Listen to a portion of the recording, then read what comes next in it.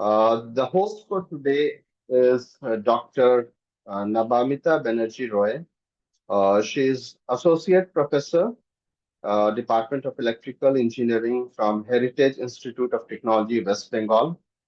And she had been a very active AMI member as well. She has conducted uh, FDP, she has coordinated FDP, and she has been a wonderful member, a lifetime member. We welcome Dr. Nababita Banerjee. Ma'am, I request to please start the session. Thank you, sir, for introducing me in this session.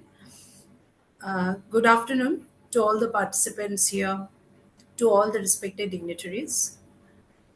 I welcome you all to this one day FDP, one online 1 week faculty development program on AI enabled outcome based education for academic excellence in higher education.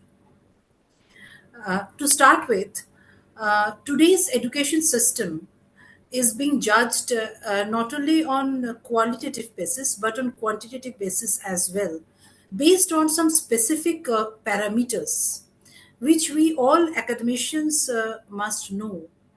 And the integration of AI techniques have enabled the method of whole process and the judgment as well as the analysis very smart, quick, precise. So, as academicians, we must all know the wholesome process of this and what is it about in detail. So, I hope that this FDP will give us enough exposure to the outcome based education, which we all must know for a wholesome future of all the academicians and the entire process of education.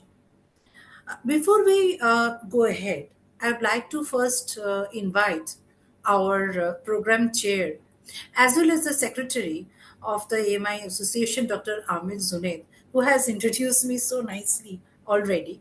So I would invite him once again to deliver the welcome address. Sir, please.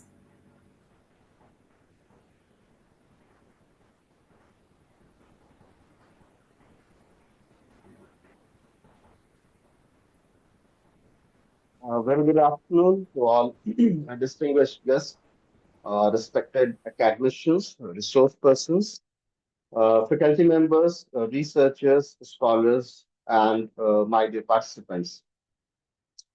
It is a proud privilege to welcome all of you to this 1 week online faculty development program on AI-enabled outcome-based education for academic excellence in higher education.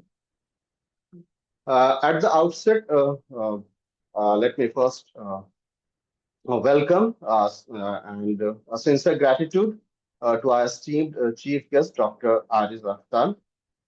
He's a former chief electoral officer, a researcher himself, and he would be joining us not today, maybe at the end of session today or one of these 5 days. And his distinguished career in public service and leadership is truly inspiring for all of us. He has been a researcher himself. He has written books. He has published a lot of papers as well. So his address would be really add on to this FDP. I also warmly welcome our chief patron, Dr. Gulreet Gandhi. She is the president of the association. Our patron, Dr. Nanda, the vice chairperson and director, Rourkela Institute of Technology. Dr. Nanda has been one of the initial members of the association, and she is very cooperative, always helped us in and guided us in organizing these FDPs conferences, the book chapters that we bring in. So thank you very much, Dr. Ipsita, for being so kind and being so helpful. A special welcome to our organizing secretary, Dr. Nandini Katti. Even Dr. Nandini is from the very beginning of the association.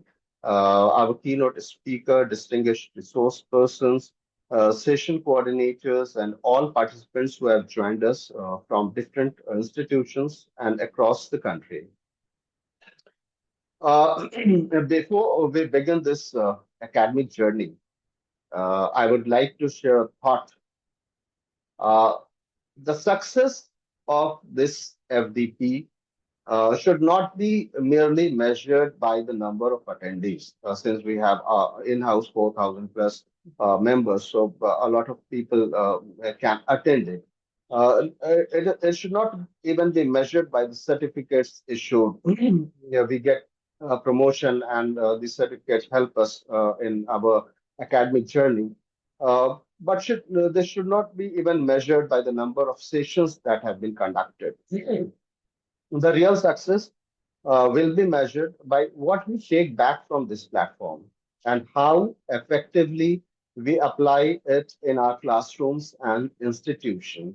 Uh, we conduct FDPs every month, online, offline FDPs are conducted, and our members get a lot of chance to attend these FDPs.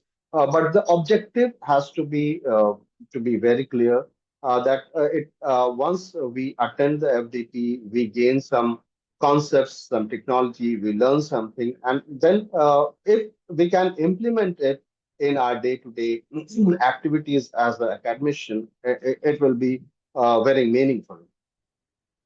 Today, as Nababnita Manaji has just now discussed, the higher education is undergoing a rapid transformation, and students across the country, we have been visiting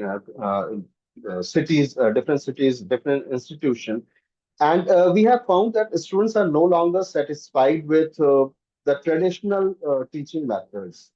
And society expects institutions to produce graduates who possess not only knowledge but also skills, competencies, innovations, and problem solving abilities.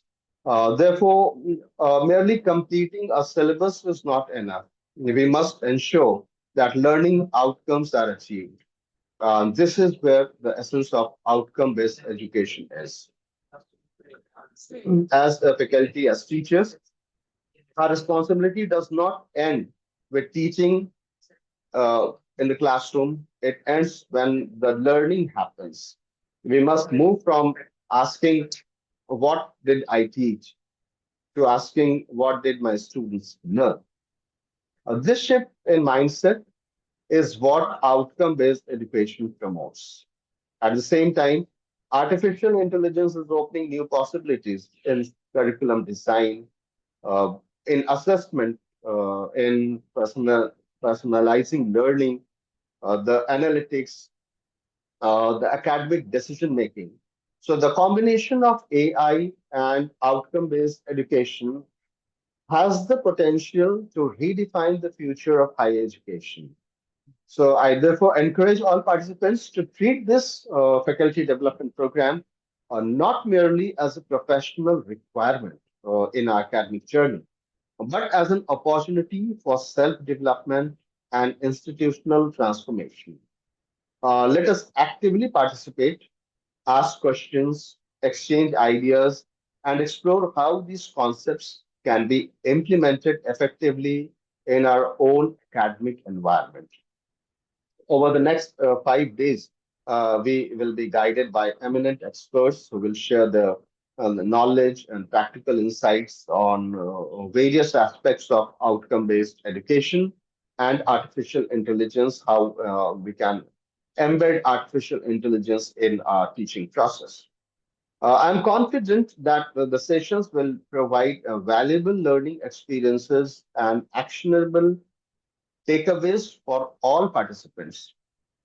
Today, we begin with two highly relevant sessions. The first will be taken by Dr. Mitra Venkatesan. She'll be focusing on introduction to outcome-based education concepts and principles, which will be followed by very senior academician, Dr. Satish Kumar. Dr. Satish Kumar is also one of our initial members.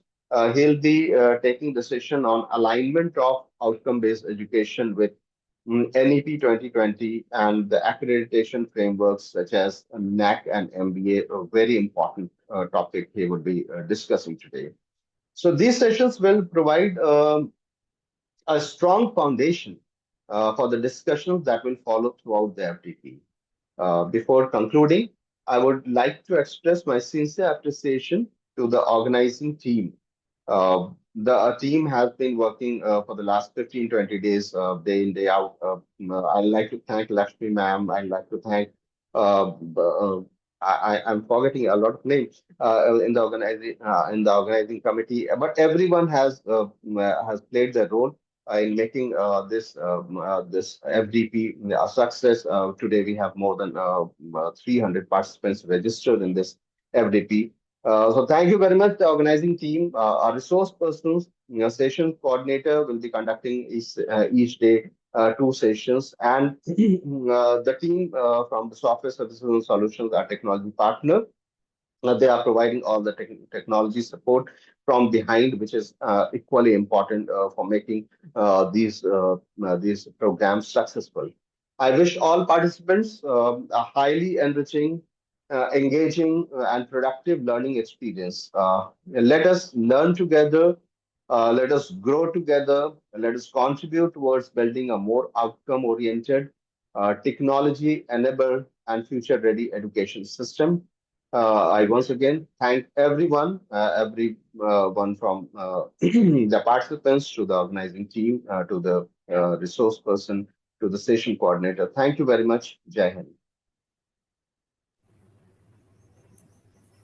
Thank you, sir, for your wonderful description of the entire FTP in such a short span of time. So now it's time to go ahead, and I'm privileged to invite the organizing secretary of this program, Dr. Nandini Kutti. Before that, I would take the privilege of introducing her to this FTP. Dr. Kutti holds a PhD degree in Business Economics from University of Mumbai. She is an associate professor and vice principal at the KES Shroff College of Arts and Commerce, Mumbai, with over 32 years of experience in teaching. She has, to her credit, 22 research papers published across various national and international journals. She has published two books on international trade. Apart from her educational commitments, she has organized two international conferences, about 16 faculty development programs as a resource person, and she has been very active at various seminars. A notable highlight of her professional journey is her impactful policy oriented research on tourism in Ratnagiri district, Konkan region of Maharashtra.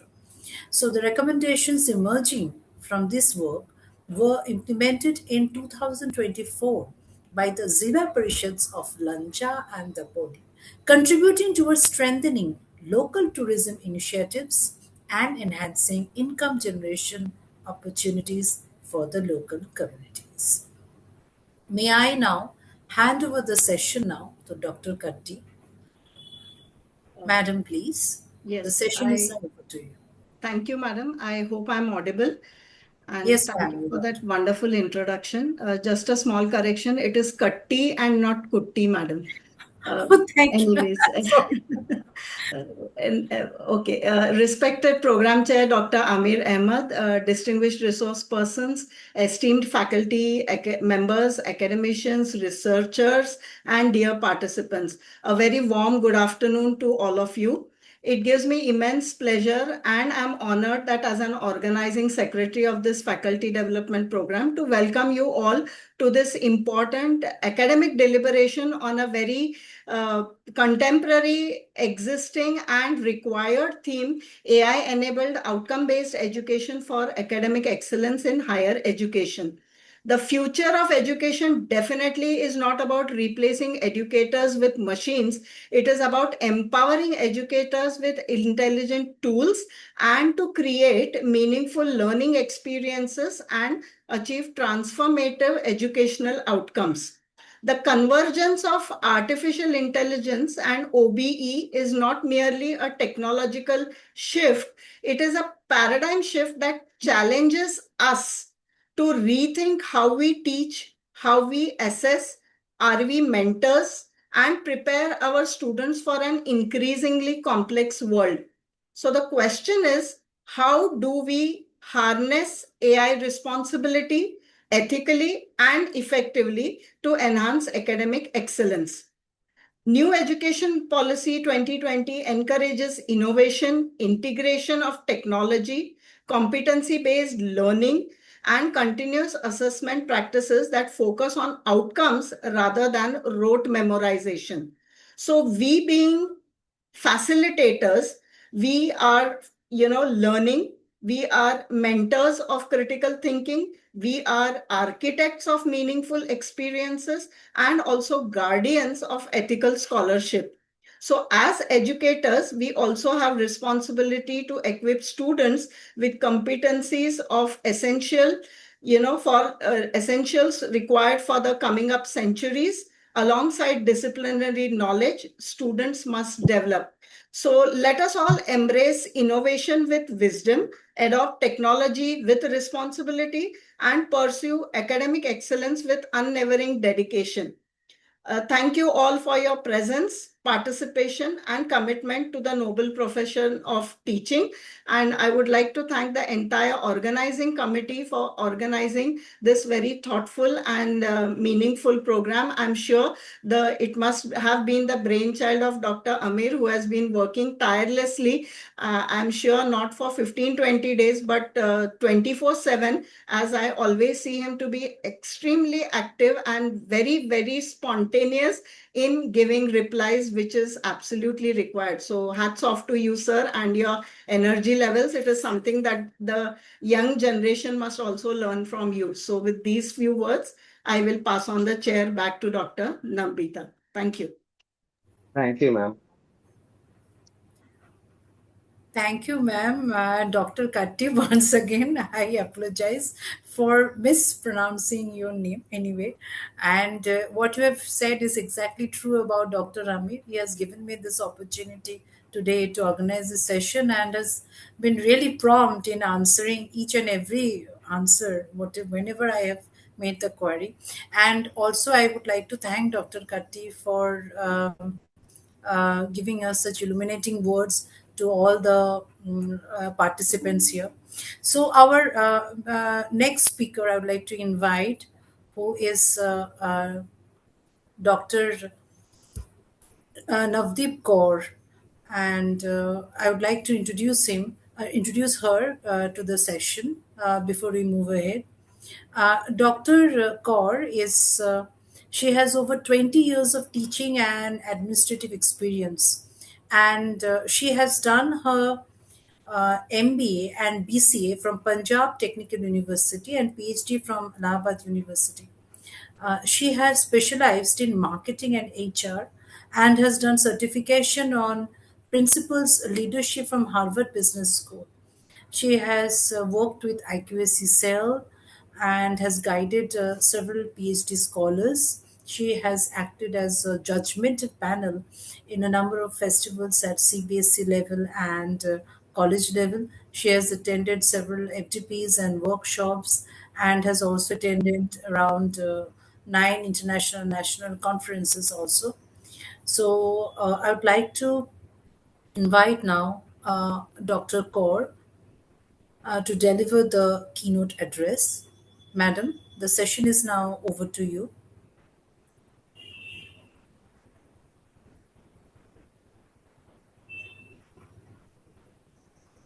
Dr. Kaur, are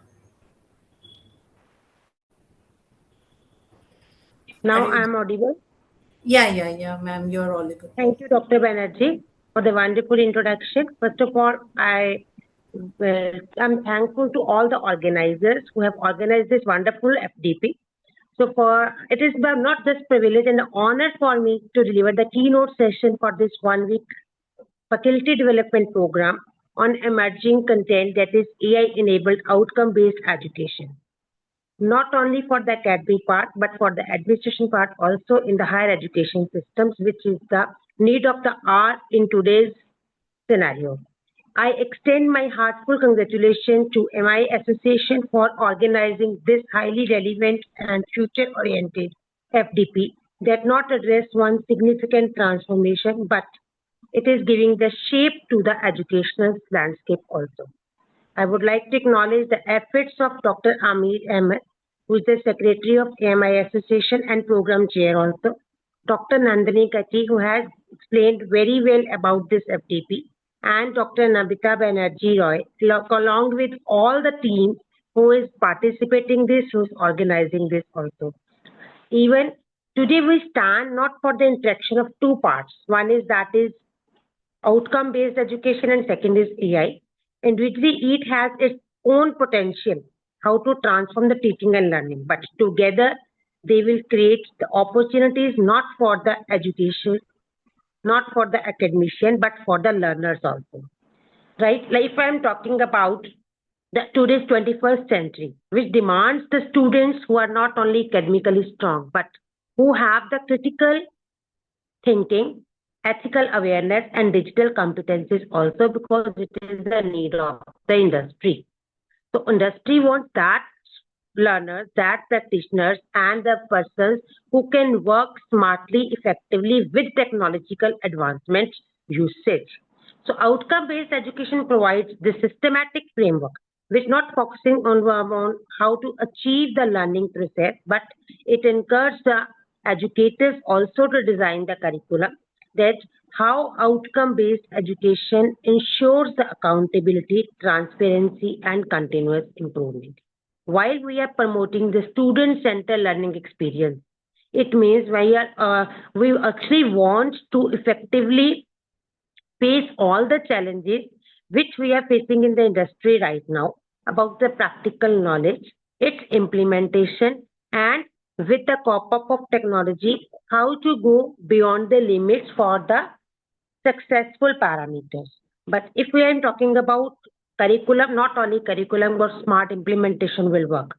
Here we need the learning gaps and how to implement corrective actions, which will be the time consuming and data intensive work also.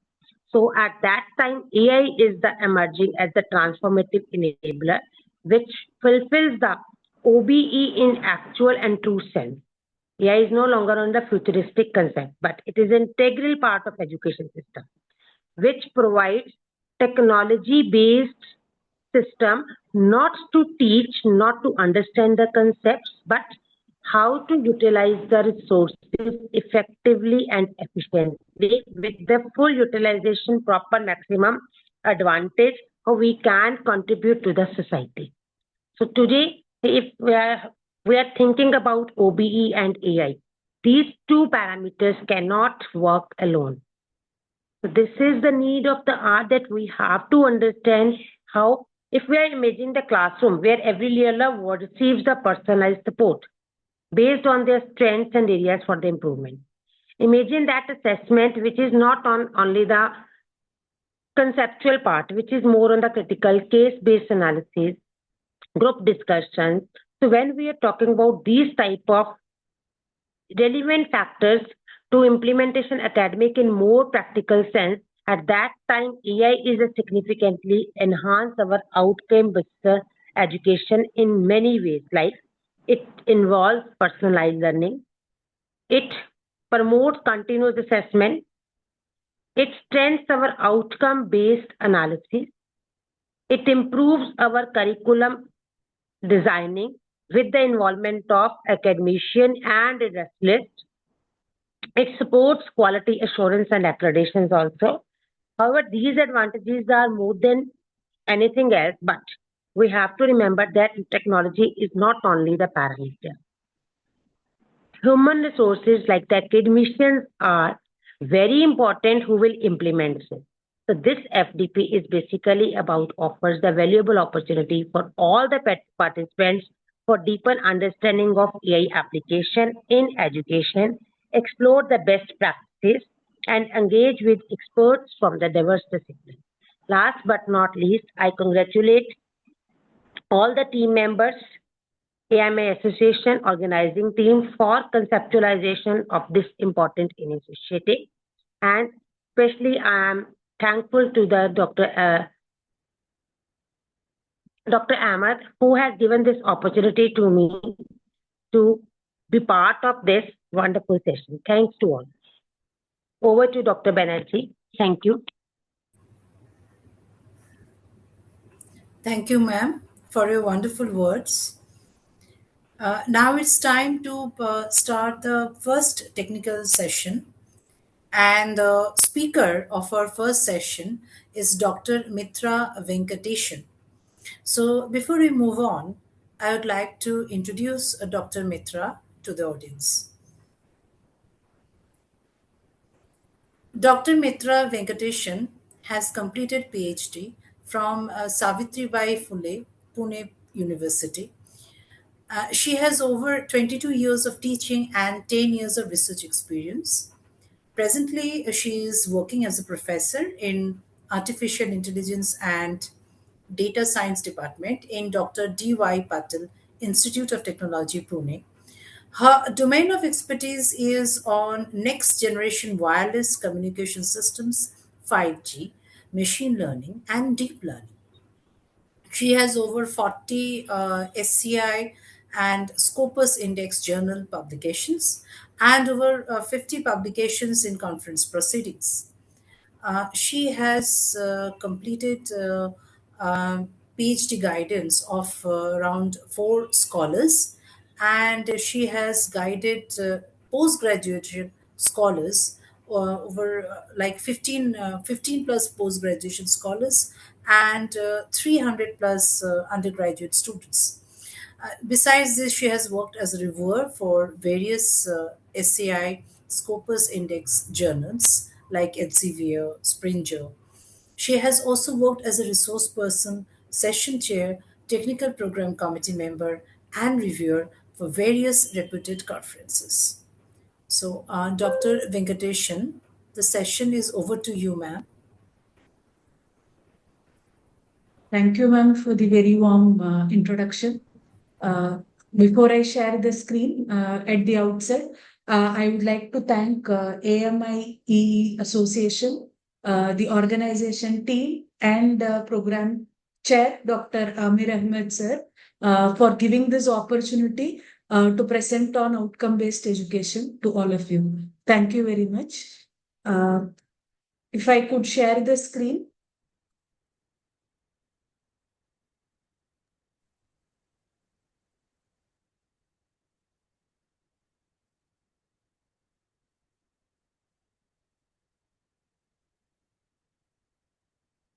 I hope my slides are visible, madam. Yes, ma'am. It's Okay. visible. Yes, ma'am. Thank you.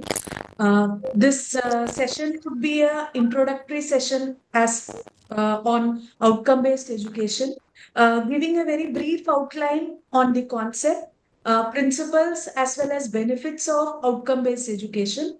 And this would be a prelude for all the upcoming sessions, wherein it would give a framework for designing education around what actually students do, or what you actually want the students to do. So, with that outline in picture, this entire session is being formulated. The basic content of the session will move around what is the existing traditional education process. Then slowly we will move on to what would be the basic outline in outcome based education. What are the focus points in outcome based education along with its benefits and the underlying principles behind outcome based education. And having looked into it, we'll also try to compare what are the points of differences between the traditional educational system as well as OBE, which will inline give what are some of the important aspects in OBE. And then subsequently, we'll also talk about what are the outcomes in OBE. And we'll also have a brief outline on finally how all it could actually benefit in what are all the process this outcome based education can benefit us. And subsequently, we will also talk on Bloom's taxonomy of learning, which kind of forms the basic background for this entire outcome based education. So, more or less, this would be the content of our presentation.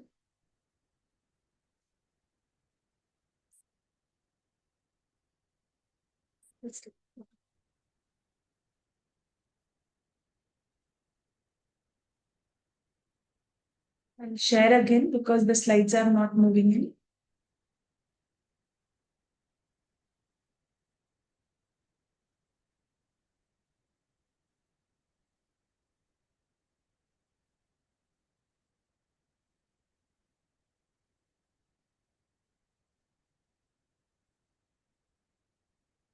So if I have to define or look into what are the deficiencies in the traditional education system, traditional education system provides students with a learning environment where there is very limited learning which could be done actually. There is very little attention to whether the students have ever learned the material or not. And most of the traditional educational systems are very exam oriented, and they are mostly CGP driven. Graduates are not completely prepared for the workforce, or rather, the very popular term we always use, graduates are never industry ready. And there is always a lack of emphasis in the traditional education system on the soft skills which are essentially required for jobs, in terms of either the communication skills or the interpersonal skills, analytical skills, or in terms of the working attitude which is required. So basically, if we look at the traditional education system keenly focuses only on the inputs which are there. If you say the inputs in any traditional educational system, it talks about the faculty who are present, it talks about the curriculum which is to be developed or the curriculum which is to be delivered, it talks about the labs, the resources, teaching material, and then all these inputs forms the input gives are given as an input to the process, which involves both the teaching as well as learning which is done. And in fact, the learning component is very less here, and at the end of the process, all what is the output we get is the student getting graduated. And in the process between the input as well as output, the most of the assessment here happens either through exams or tests or assignments, and the basic quality control is involved only through the teaching evaluation which happens. So this is basically what we see in a traditional educational system. In a traditional education system, it focuses on what the lecturer or the faculty member teaches. We always talk about what is called as the content. We talk about the curriculum which is covered. We very rarely look into what the learners are able to demonstrate or what kind of learning happens. So the basic goal in any traditional educational system is on what is called as the coverage. The coverage becomes the goal. There is no talk about the competence which is developed by the learner at all. So basically, a traditional approach is completely content driven. It is completely teacher centric, and probably at the end of the entire semester, we would have some kind of assessment which is there. So that is how a basic traditional approach works. So, in a basic traditional approach, what is the gap? The major gap is we do not have any guarantee whether the students have applied whatever we have tried to teach. We keep teaching, and at the end of the day, we never understand whether the student has understood whatever we have been trying to teach or not. However, a OBE approach is completely outcome driven. We'll subsequently see what are these outcomes which majorly defines an OBE, and it is instead of being teacher centric, an outcome based approach is completely student centric. And at every point of time, to understand whether the learning is being done or not, it is a continuous evidence is being collected, which is what we call as the continuous assessment.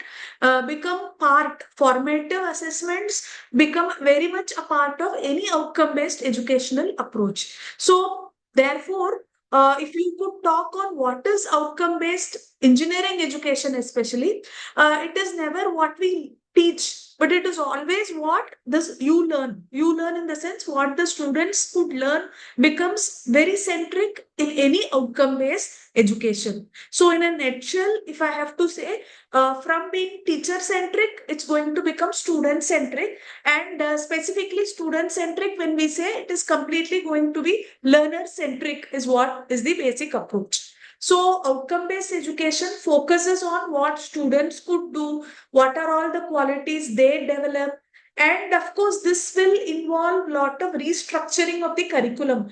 Not just the curriculum has to be restructured, and subsequently the assessment which has to be used will also be modified. The reporting practices in the education, all these has to change so that higher order learning is done. But in the sense, The student will not run behind mere accumulation of course credit, what accumulation of beyond the course credits which are being accumulated. The emphasis will be more on achievement of higher order learning. So in order to be in line with that, both the structure as well as curricula will be designed in any outcome based education to achieve those capabilities and qualities in the students. Of course, outcome based education will completely discourage the traditional education based approach where just we merely take in the facts and all the standard methods, and outcome based education will work on making the student empower in order to learn the required skill. In the sense, a skill-based education will be given more focus in outcome-based education compared to mere rote learning, which has been happening in all the traditional approaches. So, this more or less emphasizes on the same points which I have been talking in the previous slide. More focus on course design, which becomes very primarily important, especially if we have the autonomy to design the curriculum.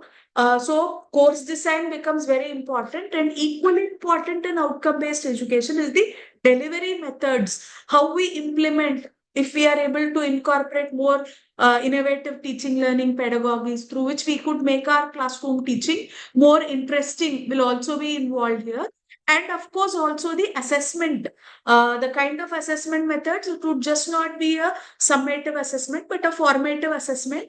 And all this will around a set of goals or the outcomes. So right in the beginning, we'll set up the goals, and students should achieve these goals at the end of this entire process. And of course, through the entire process, we'll keep mapping and measuring the students' performance at every step. And the major aim of this entire activity is, of course, to see that the students' learning outcomes are increased, maximized, so that it is just not the knowledge which they acquire, but along with the knowledge which they acquire, they also acquire a lot of skills which become so important for them to stand out. And it helps them stand out, especially in the global counterparts or in the global market. If they have to stand out, they'll have to develop these skills, which becomes very essential. So basically, OBE involves complete restructuring of the curriculum, restructuring of the assessment methods, as well as reporting practices, so that higher order learning is being achieved.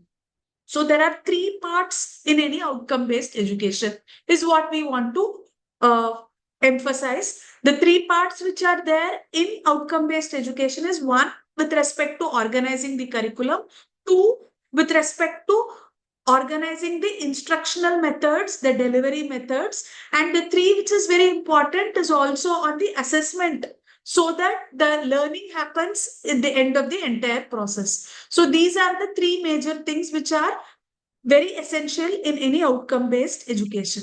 So the key questions which OBE will address are the following questions. The first question which OBE will always address is: what do you want the students to have? Or what you want the students to be able to do?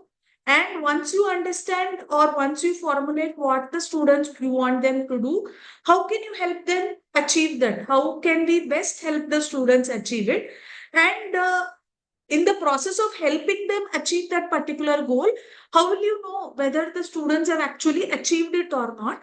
And once you know, in order to understand whether the students have achieved it or not, how do you close the loop for further improvement, so that if you understand whether the student have achieved something or not, we could probably make it as a best practice, and then again close it in the loop and improve the quality improvement. Continuously we keep improving our curriculum, we keep improving our delivery methods, practices, as well as we improve our assessment techniques. So such a kind of loop where continuous improvement happens is more or less the main focus, or which is present in any OBE philosophy. So the benefits of OBE, of course, would be, it is very, very direct.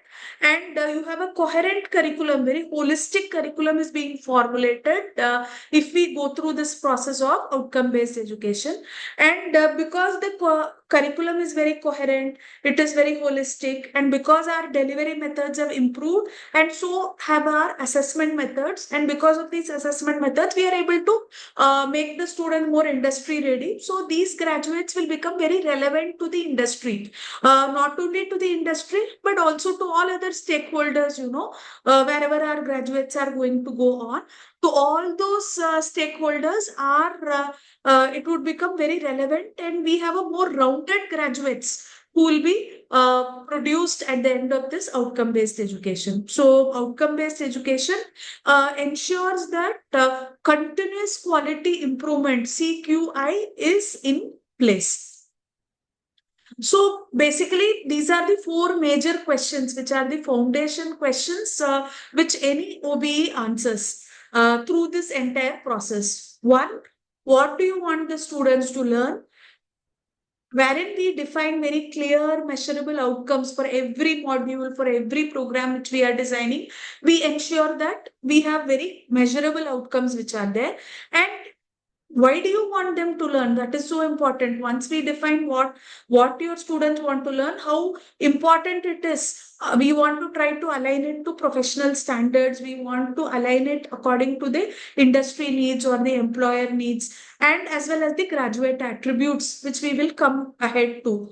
And how best we can help the students learn. This is where all our delivery methods come into picture. What is the teaching strategy which we should make use of, so that the learning experience is enhanced, and that will help improve performance metrics which could be there. It will help attainment for the students. And how will you learn?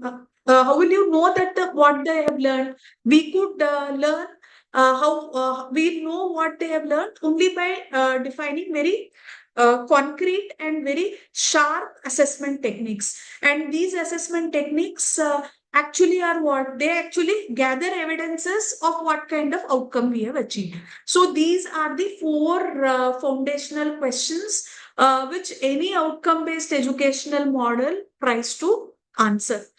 So everywhere here, outcome becomes very important, whether it is in terms of curriculum, whether it is in terms of our delivery practices, or whether it is in terms of assessment.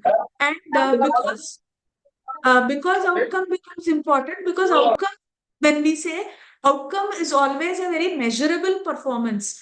It's not a topic covered when I say outcome. It's what is the demonstrative ability is what the outcome talks about. Specific, we clearly state what you want the students to do, what the students will do. Then it is measurable because you are assessing it, and you are assessing it through some evidences.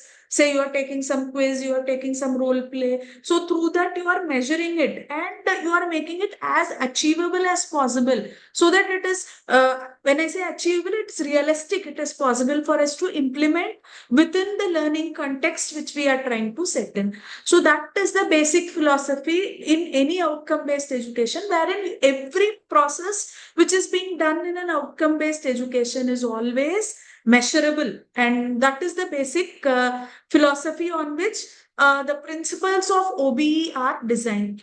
Now, there are four design rules that shape every curriculum decisions, because when we say we are formulating our own curriculum in line with OBE philosophy, then we'll have to make a lot of decisions when we formulate the curriculum, because formulating a very robust curriculum is the first step in any outcome based education. As you know, there are three major pillars. One, formulation of the curriculum. Two is on the delivery methods, and three, which is on the assessment technique. So the four design rules. One is, clearly we should define the intended outcomes before making any decision design out. That is, exactly, you should know what should be the outcome, and with that we'll start the entire process. And you should design down. You should plan from the outcome. You should also not just plan the outcome, but you should plan the learning experiences. This matters more, because these are the days when we say we don't find students in the classroom. In order to bring students to classroom is always slowly with the days of AI coming into picture. the kind of material is readily available to students on internet. So therefore, the more enriched learning experience we could provide in our classroom, more the students will get attracted and they'll find our classrooms more interesting and useful. So therefore, where the principle of OBE not just talks of a robust curriculum, but it also talks of providing improvised learning experience to our students, as well as assessment. When I say assessment, the traditional assessment, no one enjoys that. So we'll have to integrate a lot of AI tools, or probably bring in again some innovations in our assessment techniques. So therefore, for every topic, OBE philosophy advocates a design down approach where we plan not just the curriculum, but also the learning experiences as well as assessment. And of course, we should set the third principle says we should set high expectations, that is challenging standards that kind of stretches our learner, because these are the days when we have mixed learners in our classrooms. We'll have a slow learner as well as a learner who is quite fast. So our practices which we use in our curriculum should be able to challenge all kind of learners, and it should be able to cater to different kinds of learners. So we should, especially to elementary, if we teach, probably our fast learners will find our classrooms completely boring. So therefore, we should set challenging standards, because these are the days when, as I told, we have all the material which is available everywhere around us, in which case it becomes very challenging, for us to engage the students effectively. So we should set challenging standards which stretches every learner. And in order for the students to achieve the outcomes, we should provide expanded opportunities. When I say expanded opportunities, in terms of multiple routes, when I the final outcome, what you want the student to achieve, there is no one clear path. There should be a clear path, but there should be multiple paths through which the learning can happen. And as advocates of outcome-based education, it's our duty, in order to provide these multiple routes, or at least give the students exposure to these multiple routes which are available, as well as ample time for self-learning, for the students to explore on their own. And so that the more they explore on their own, self-learning techniques are used, the more effective the learning can also become. There would be a lot of self-realization which can happen to students. So this is also very important, that we should give providing expanded opportunities to the students. So that is another important philosophy in OBE. So OBE uses a curriculum blueprint. When I say blueprint, a kind of prototype where every instructional decision serves the outcomes which are there.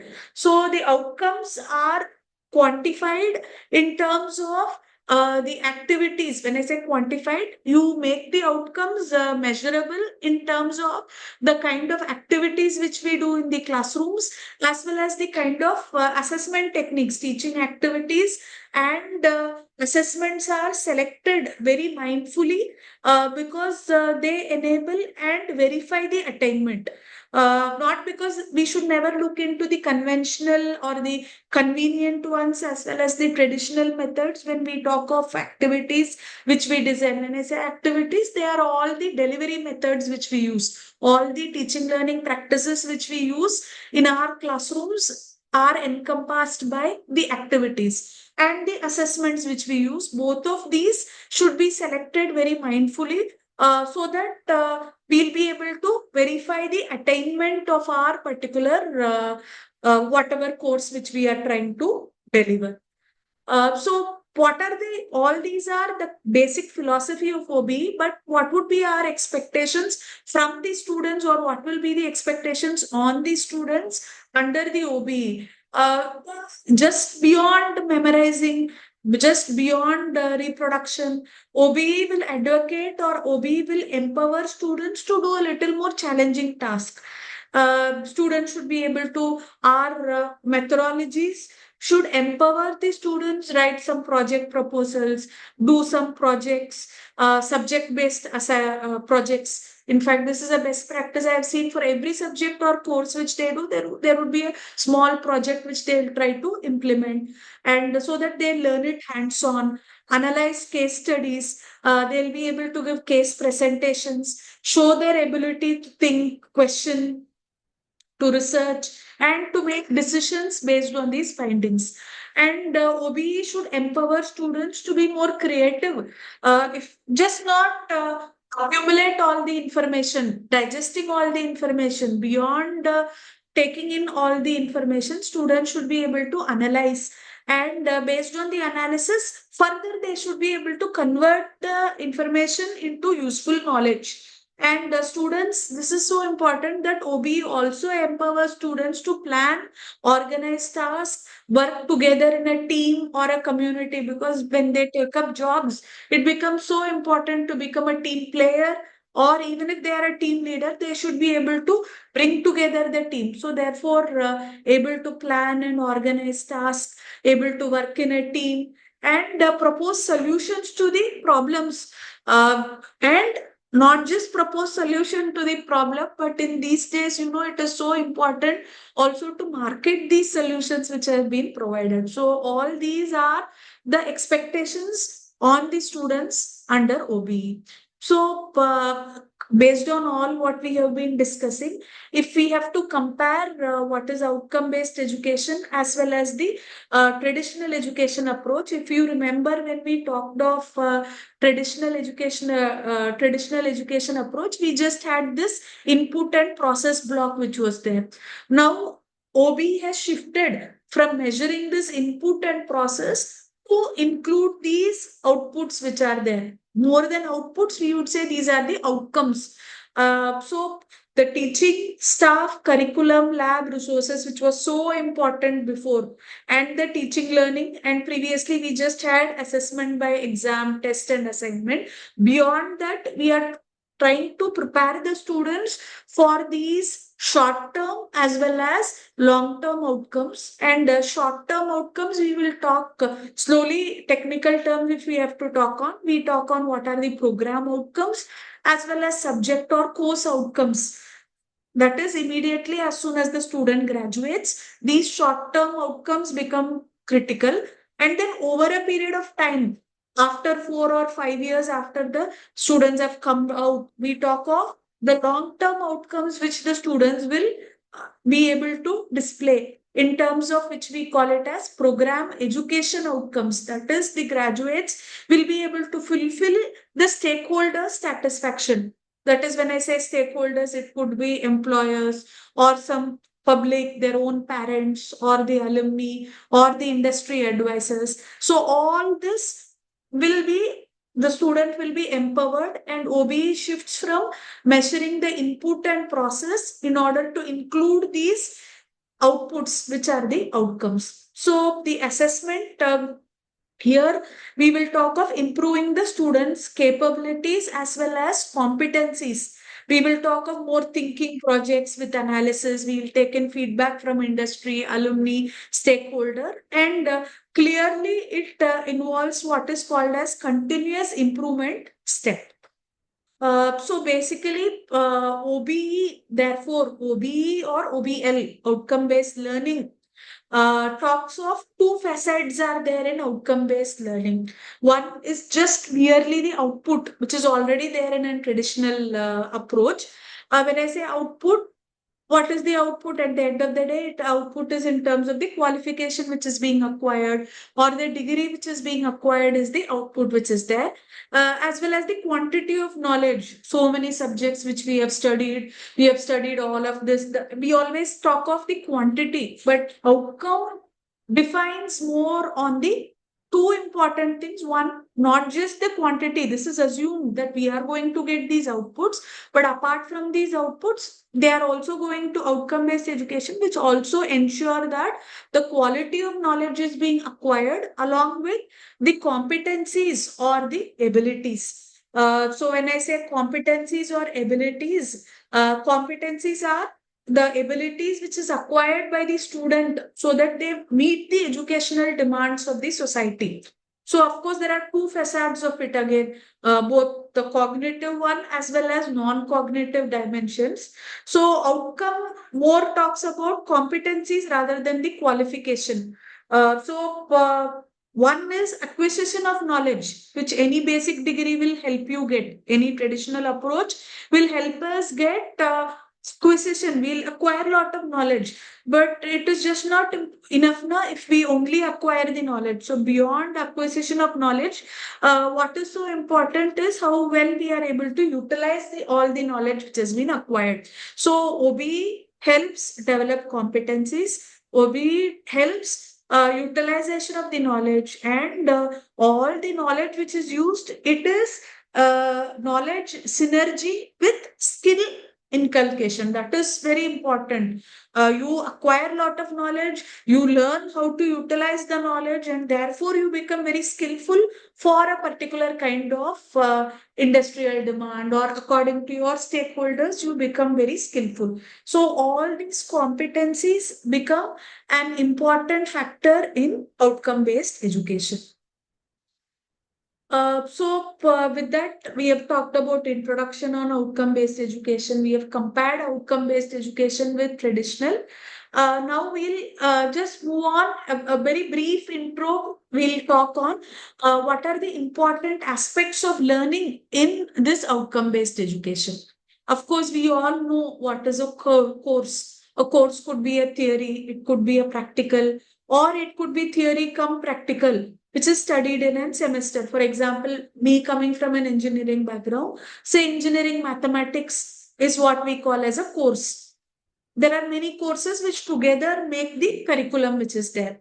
And what is a course outcome? A course outcome is what all the learners will achieve or demonstrate at the end of the course. So there are statements. There are some universities who themselves formulate the course outcome, or sometimes the course teachers come together and formulate at the end of the course. If we have the autonomy to define our own syllabus or curriculum, these people come together, and course outcomes are the statements that describe what the learners would have achieved significantly, and what all skills will they will be able to demonstrate at the end of the course. Generally, a course could have 3 or more course outcomes depending on how many credits are being associated with that particular course. And when we say program, program is always a specialization or a discipline. Computer science is a program, BSc Home Science is a program. So they are interconnected arrangement of courses. Many courses which come in together. Apart from the core courses, elective courses, there could be co-curricular as well as extracurricular courses, which are all coming together, which especially in line with national education policy, these days co-curricular and extracurricular become so very essential. So all these coming together in order to accomplish some objective, predetermined objective, which leads to award of a degree. So that is what is defined as a program. And course and program paves way to what are program outcomes. Now, these program outcomes are a little narrower statements because program outcomes are what? Those are those statements that describe what the students are able to do at the time of graduation. So, in fact, National Board of Accreditation (NBA) has given some graduate attributes, and these POs are expected to be aligned very closely with these graduate attributes. So immediately or at the time of graduation, what are all the abilities or what are all the attributes which the students will acquire? Those statements are given by what are called as program outcomes. And we also have what are called as program educational outcomes, PEOs. Is after 4 or 5 years after they graduate, the expected achievements of graduates in their career. After a few years, 4 5 is a timeline, but after a few years after graduation, what the graduates are expected to perform or what they are expected to achieve is what is being defined by what is called as program educational outcomes, and specific to a particular program. For example, if it is for computer science or electronics and telecommunication, so specific to a particular program or a specific discipline, what the students will be able to do at the time of graduation is defined by what are called as program specific outcomes. So program specific outcomes at the time of graduation with respect to a specific discipline. Again, PSOs will be 2 to 4 PSOs generally given for a program. And the exemplars of the attributes or the characteristics expected of a graduate. This is very generic, irrespective of the kind of discipline which we talk about. Graduate attributes are 12 in number, and they are exemplars of the attributes which is expected from any graduate after an accredited program. So these are the very important pillars or attributes of aspects of any outcome-based education. And apart from this, some other two important aspects are what are also called as vision statements and mission. When we say vision, vision and mission could either be for the institute, or it could be specific for a program or a department also. It's a very futuristic statement, vision. Over a long period of time, what the institute wants to achieve or what a department wants to achieve is what is given by the vision. And in order to move towards the vision statement, the means through which by which it proposes to move, what are all the measurable things which the institute or department could do towards the means by which it proposed to move towards the stated vision statement is what is called as a mission. Of course, we have already seen what is a program. We have also seen what is PLOs, as well as we have talked about, that is PLOs are actually program outcomes only, which were previously called as PLOs. Now we popularly call it as POs. And we've also seen what are program educational objectives. Program outcomes are generic, what you want the graduates at the time of graduates, the skills or the attributes which is expected from the students or what they will attain is POs, while POs is what they will achieve after a first few years after the graduation. We have also seen what is a course. We have seen what are the course outcomes, and this has to be mapped. We have to align these objectives with outcomes. And for every course, we also talk of what are objectives. We also talk of what are outcomes. And at every point, we'll have to map them. We set with some objectives. We want some outcomes. There should be some kind of mapping. There should be aligning the objectives with the outcome in terms of the program or in course level or in content level. And this outcome based education tends to map at different levels in accordance to a very popular taxonomy, which is called as Bloom's taxonomy, in different domains, in terms of both cognitive domain, affective, emotional factors, if you include affective domain, as well as the skills which are being acquired, which are the psychomotor domains. Of course, we have also seen graduate attributes. This is the basic model or a hierarchy of the outcomes which is there. The outcomes in any outcome-based education will follow this particular hierarchy. We could talk of vision and mission of the institute, or we could talk of a particular discipline or a department. We could talk of the program educational objectives. In fact, these two are something very long term. When you design or formulate the vision and mission of the institute, department, or the program educational objective, the outcomes can never be measured immediately. It takes quite a while for us to actually reach those places. So these two are the long-term outcomes. And short-term, we talk of either the learning outcomes, the COs, the course outcomes of the specific subjects, as well as the program outcomes. When I say program outcomes, what are the attributes which the students will have at the time of graduations? And in fact, all these outcomes of OBE are interrelated to each other. In fact, they complement each other, and they are all dependent on one another. It's a kind of funneling approach where we start with one, and there should be alignment between the vision of the institute, mission of the department, the POs, the graduate attributes. So there should be kind of synchronism between all these, and there should be some interrelation between all of these outcomes which are present in the OBE philosophy. In fact, this slide talks about how our assessment techniques will also, we could map these assessment techniques also with these the course outcomes or the program outcomes or the program objectives. All these assessments which we take in, we'll analyze these assessment techniques, whatever the outcomes of these assessments can be analyzed, and that in turn can contribute towards the quality improvement, continuous quality improvement. And through the continuous quality improvement, we could also reformulate some of our course outcomes. And if we have liberty, the objectives of our particular programs also.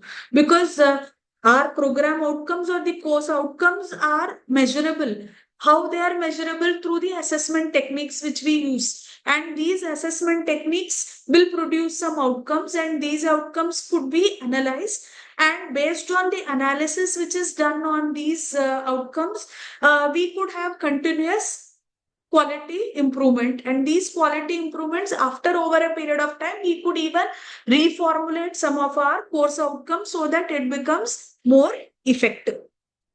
So all these more or less covers some facets of outcome-based education. Of course, benefits are many. Again, re-emphasizing the benefits, it makes the program very student-centric. We can have better tracking of the learning which happens in the students. We can engage the students in the better way. And we have a very directed curriculum, a curriculum which can be subjected to review as well as revisions, and better assessment techniques can be used. Of course, all this will meet the accreditation requirements also, whether it is NBA, NAC, or even NEP. All these will be aligned with outcome-based education. So therefore, practicing outcome-based education will actually help us meet most of the accreditation requirements. So this is what is this. In fact, we are slowly landing up in the subsequent session which will come in, which talks about accreditation. So all the student-centric programs will help provide better learning experiences, and help us tell what students need to achieve. And there would be better curriculum review, wherein we can identify the gaps, the redundancies. We'll have areas for revision. And our assessment techniques is also advocated by OBE. So the improved tracking assessment data will be tied to the outcomes which are there. So it would become more meaningful to monitor the kind of learning quality which is there. And of course, therefore, OBE naturally aligns with whatever the professional or the institutional accreditation requirements are there. So these are all the expected changes which are to be implemented in any outcome-based education policy in terms of either course content, in terms of the teaching learning methods, in terms of assessment and evaluation tools, in terms of whatever the evidences you try to collect, whether the program outcomes or the PUs have been achieved. And we close the loop by what is called as continuous quality improvement. So OBE assessment methods could, of course, I'm not going into detail, but these assessment methods could be either direct methods in terms of the kind of exams we do, assignments, test, quiz, which we can do in terms of our projects, or when the graduate leaves, we could have some exit interviews which are there. For every course, you could have some exit surveys which are there, or indirect in the sense the exit surveys or the training, whatever the outputs which we get. So we could have different kinds of assessment techniques in OBE. Before I wind up, just a few slides I'll just go through on Bloom's taxonomy, which all of us do know. But this taxonomy becomes very important in OBE. They are hierarchical models which is used for classification of the educational learning objectives. So these OBE blue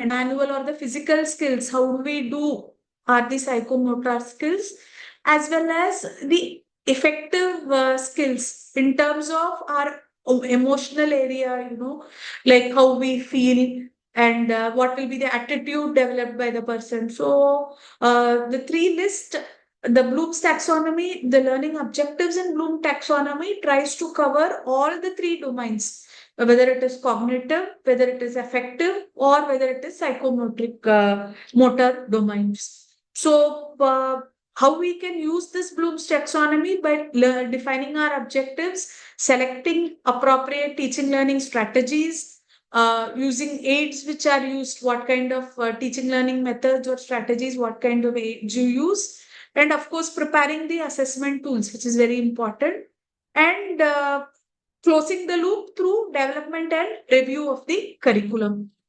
So when I say cognitive ability to process the information in a very meaningful way is the cognitive skills. In terms of the mental skills, the knowledge, comprehension, critical thinking, all that comes under cognitive skills. Affective skills will be in terms of our attitude, which the students develop, what kind of emotional reaction, how aware they are, how motivated they are, how enthusiastic they are they able to appreciate, are they able to value things, all that will come on affective skills.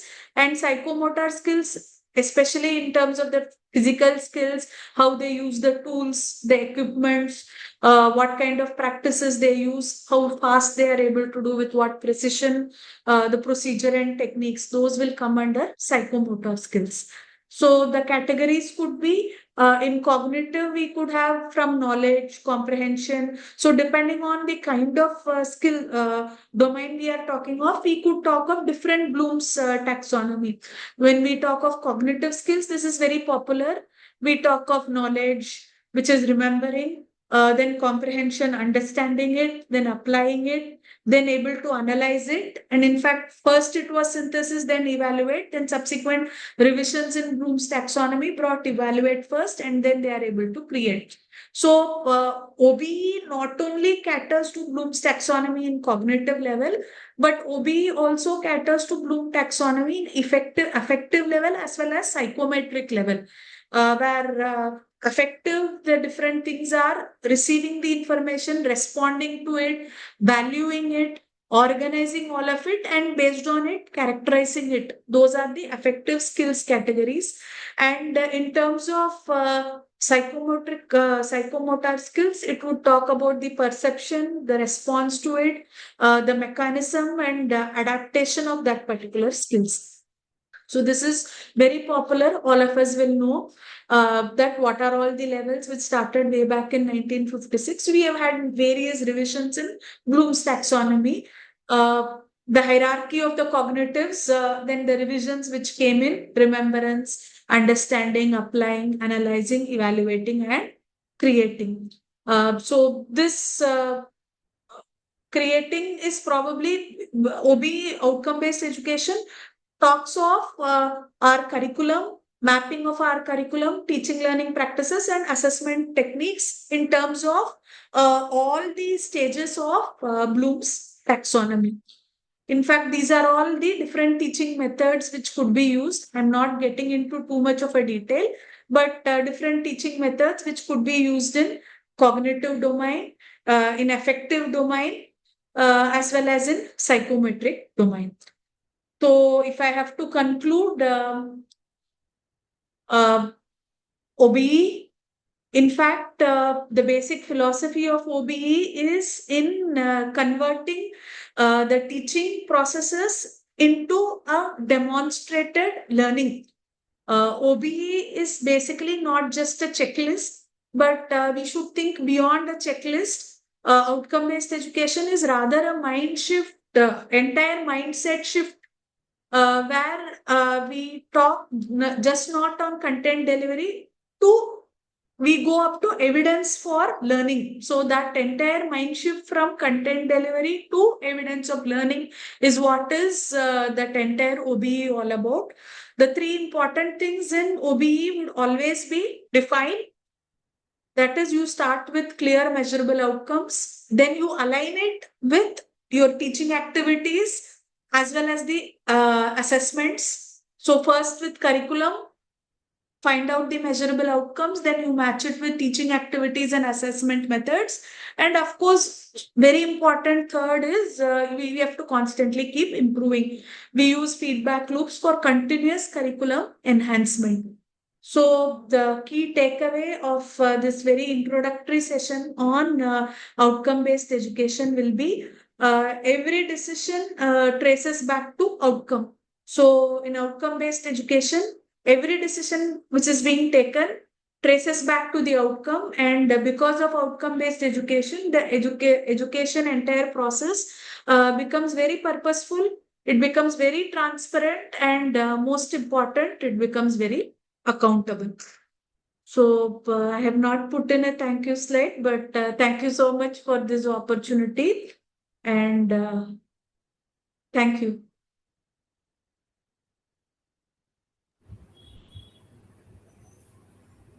Thank you, ma'am, for giving such a detailed presentation of an introductory concept of the outcome based education.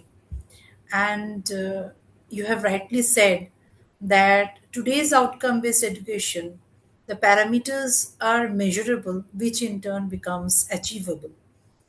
And you have explained it in the most simplified way I have seen before. And now the session is open to for a discussion. Session is open to the audience for a discussion, and I would request the participants to whatever questions if they have to make queries to ma'am. And ma'am has given a voluminous information to all of us. So the session is now open for a discussion round.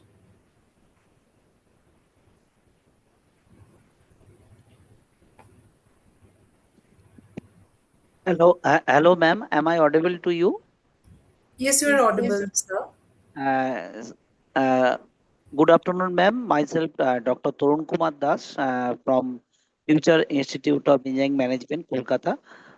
First of all, I want to thank you for this nice session.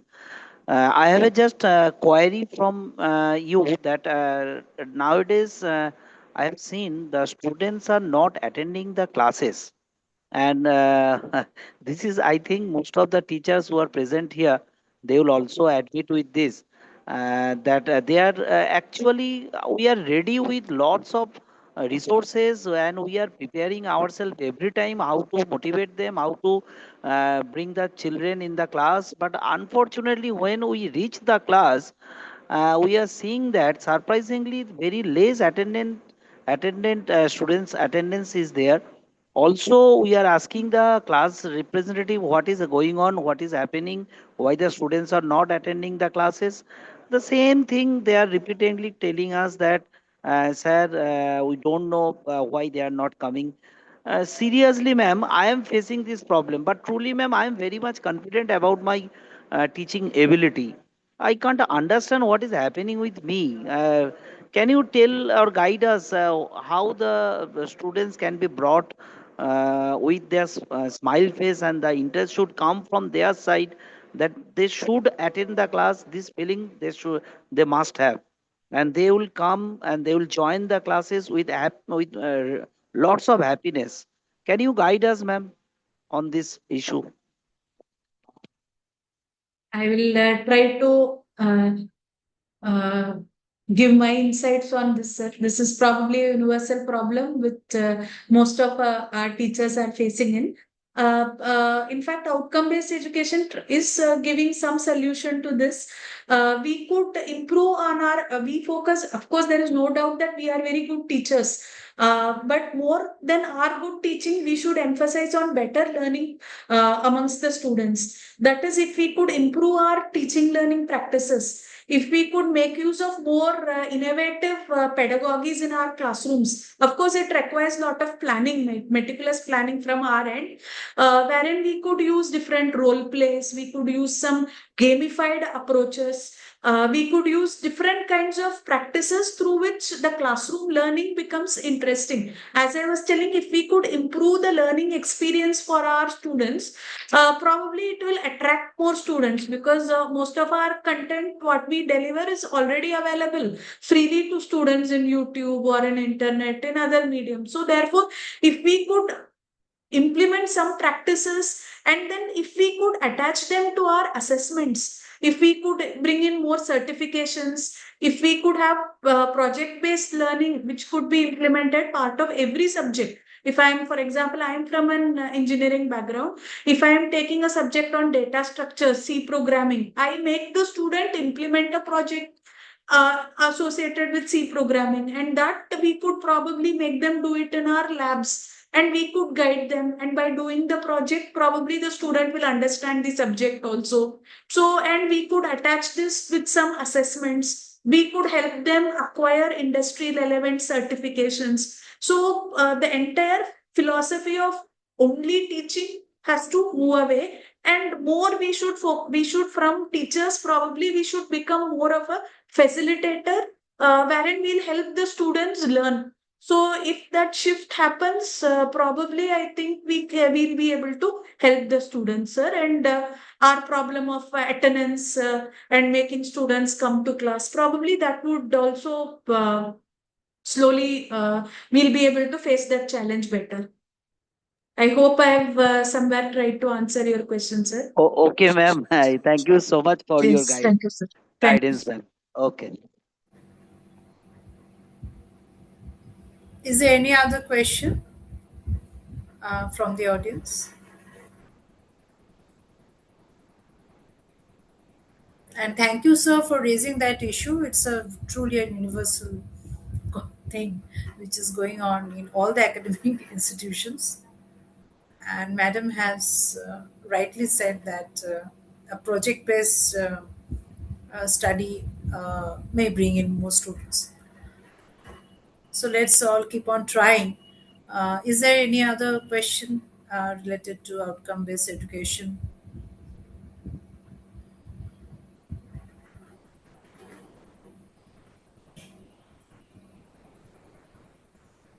In that case, we will move on. And I think ma'am has, if you have any queries, then ma'am can answer later on. Right, madam? I think ma'am can Yes, share ma'am. her email ID. You can Yes, also ma'am. post Thank you, ma'am. questions later. You can ask Sure, ma'am. ma'am.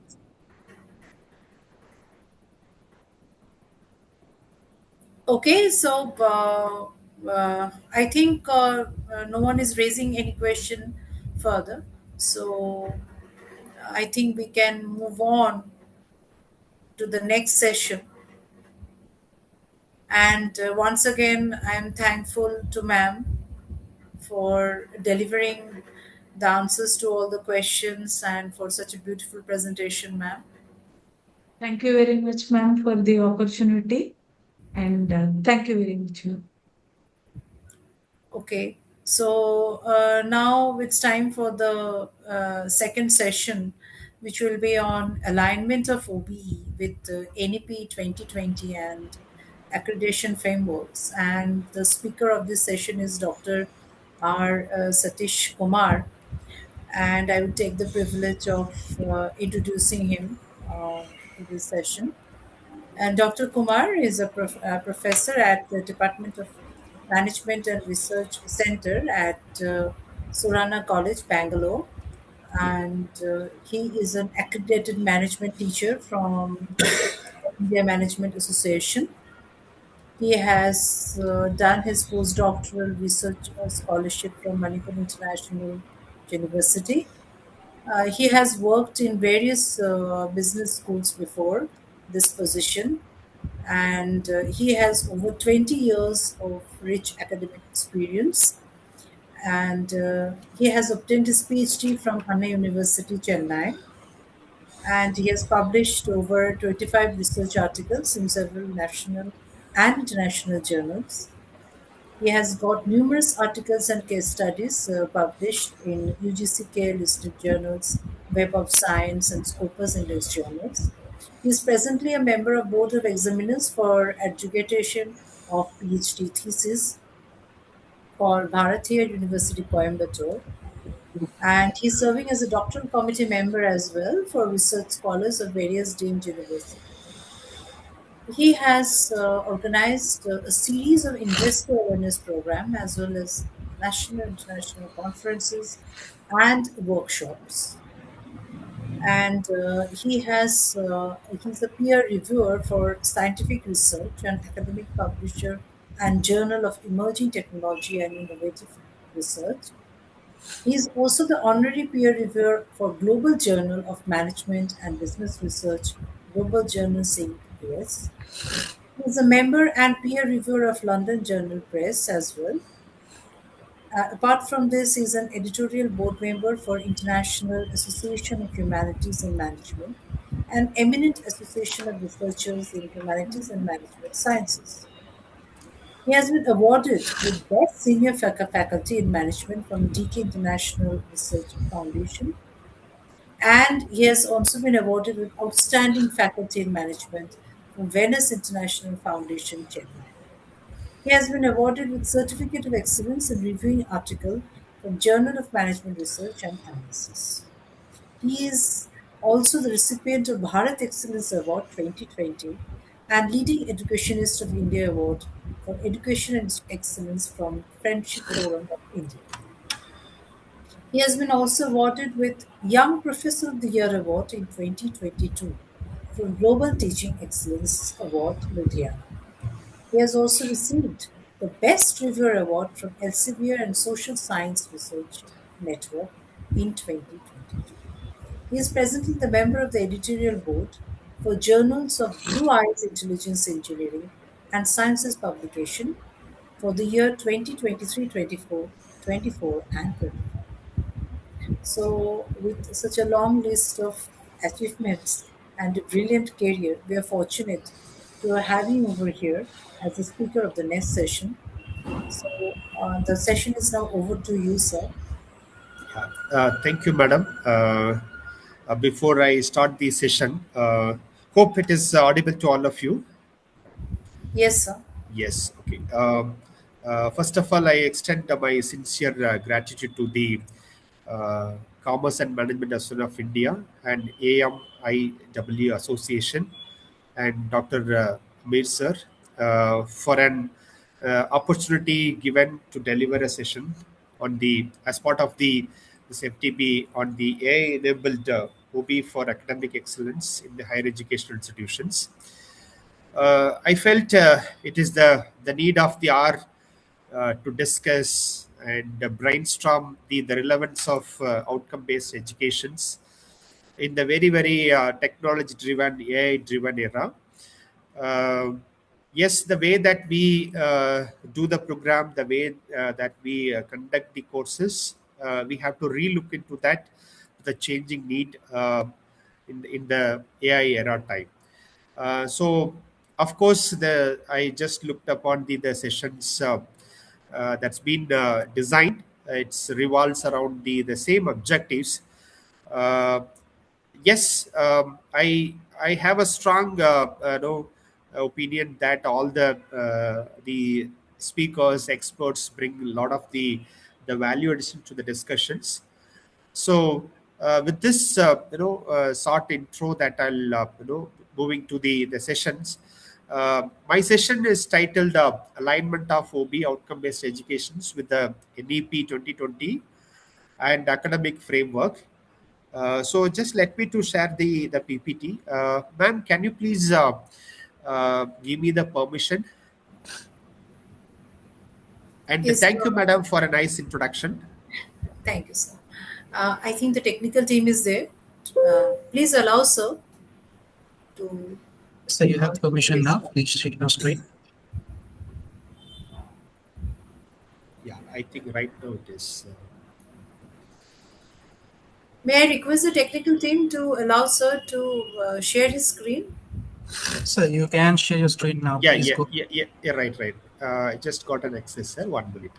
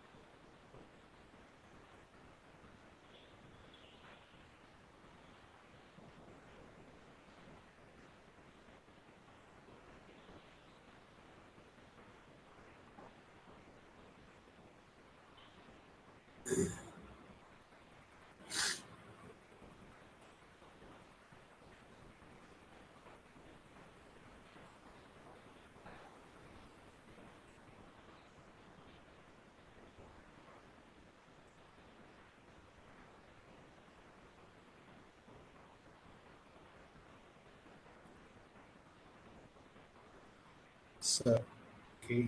Is that this screen is sharing right now, sir? Yes, sir, it is visible.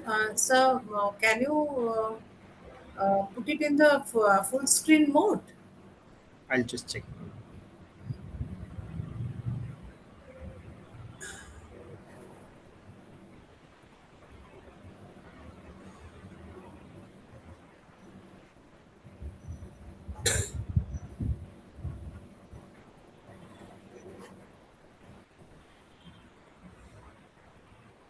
So, how about right now, ma'am? Yes, sir, it's visible. Okay. I'm not sure about whether it's in the full screen mode. What Yes, sir, about it is full screen now. right now? Right now, sir? Okay. Yeah, it's okay. Fine. I hope the other audience is also finding it's okay. Yeah. But okay, fine. So, let's move on. Yes, sir.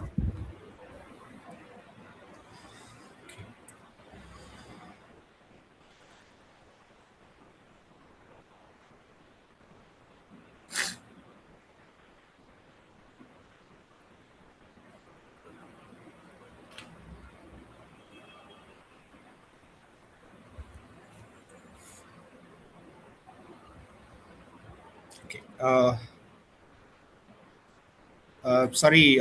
Let me to begin with the aligning OBE with National Education Policy 2020 and accreditations framework. I'd be talking on the how exactly the alignment of an outcome-based educations with NEP 2020 and accreditations frameworks like NAC and NBA would help and in higher educational institutions to bring the better real the meaning of the outcome-based educations. So the first thing that I would be talking about the strategic roadmap, transforming curriculum design, assessment, and then quality assurance in higher educations. The whatever the process that we bring in, there should be a a roadmap for an higher education institutions that's really have to have transform a curriculum design and your assessment and quality assurance in the higher education institutions. Now, moving on to this session objectives and then outcome. Uh,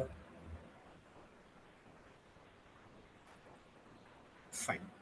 So it talks about the structural synergy, accreditations, mapping, and assessment design.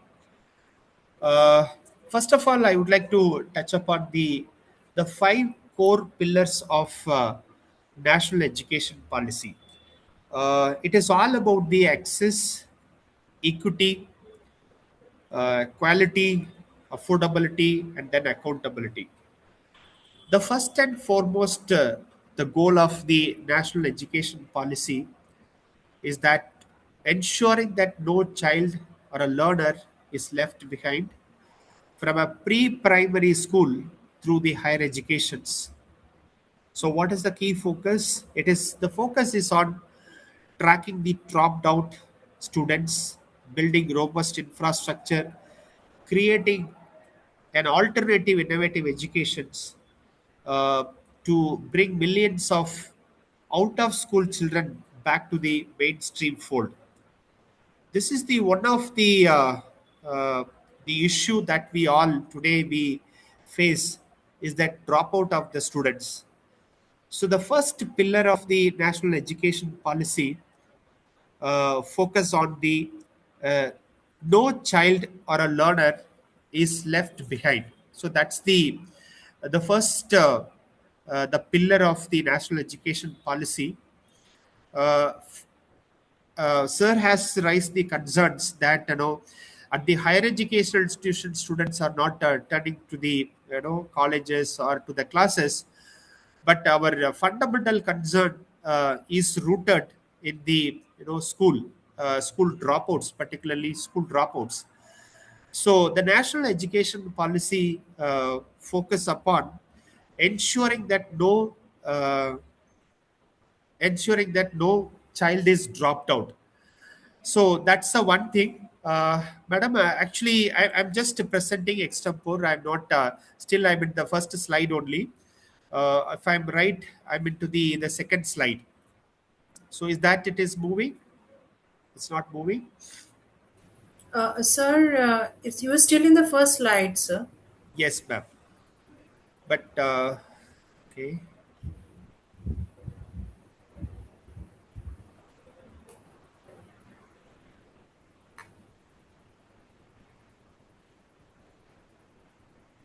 So this is the issue that I was.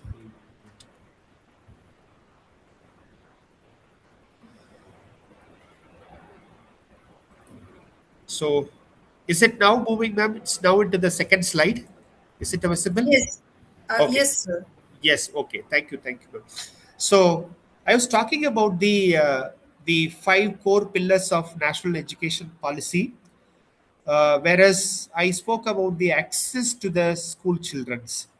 So the goal is that no dropout in the school, right from the pre-primary school to the higher education.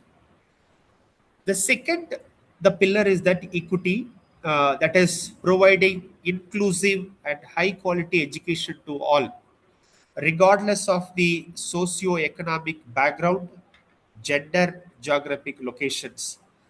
Whereas the government have come out with the uh, special education zones for an underrepresented groups, and as well as the gender inclusion funds uh, to ensure that the marginalized communities also get the benefit from the national education policy. So the second, the pillar that I discussed is the equity.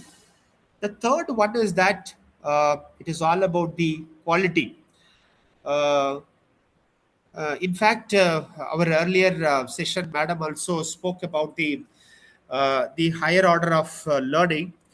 Whereas the common concern that we all have it is that it's a rote learning, that is memorizing every aspects, and when it comes to the applications, they all fail. So that is where the gap that exists in terms of the employability. Many industry reports also says that there is a the graduates versus the employability skill sets they possess is the gap.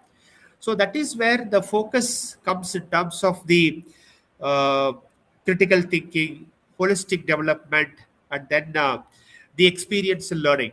Now every programs are designed in a such a way that uh, we focus upon the higher order of learning. So just mere rote learning, or we say that a memorizing of certain concepts, theories, right, that we are moving towards the very, very critical thinking, applications-oriented learning, and then holistic development and experiential learning.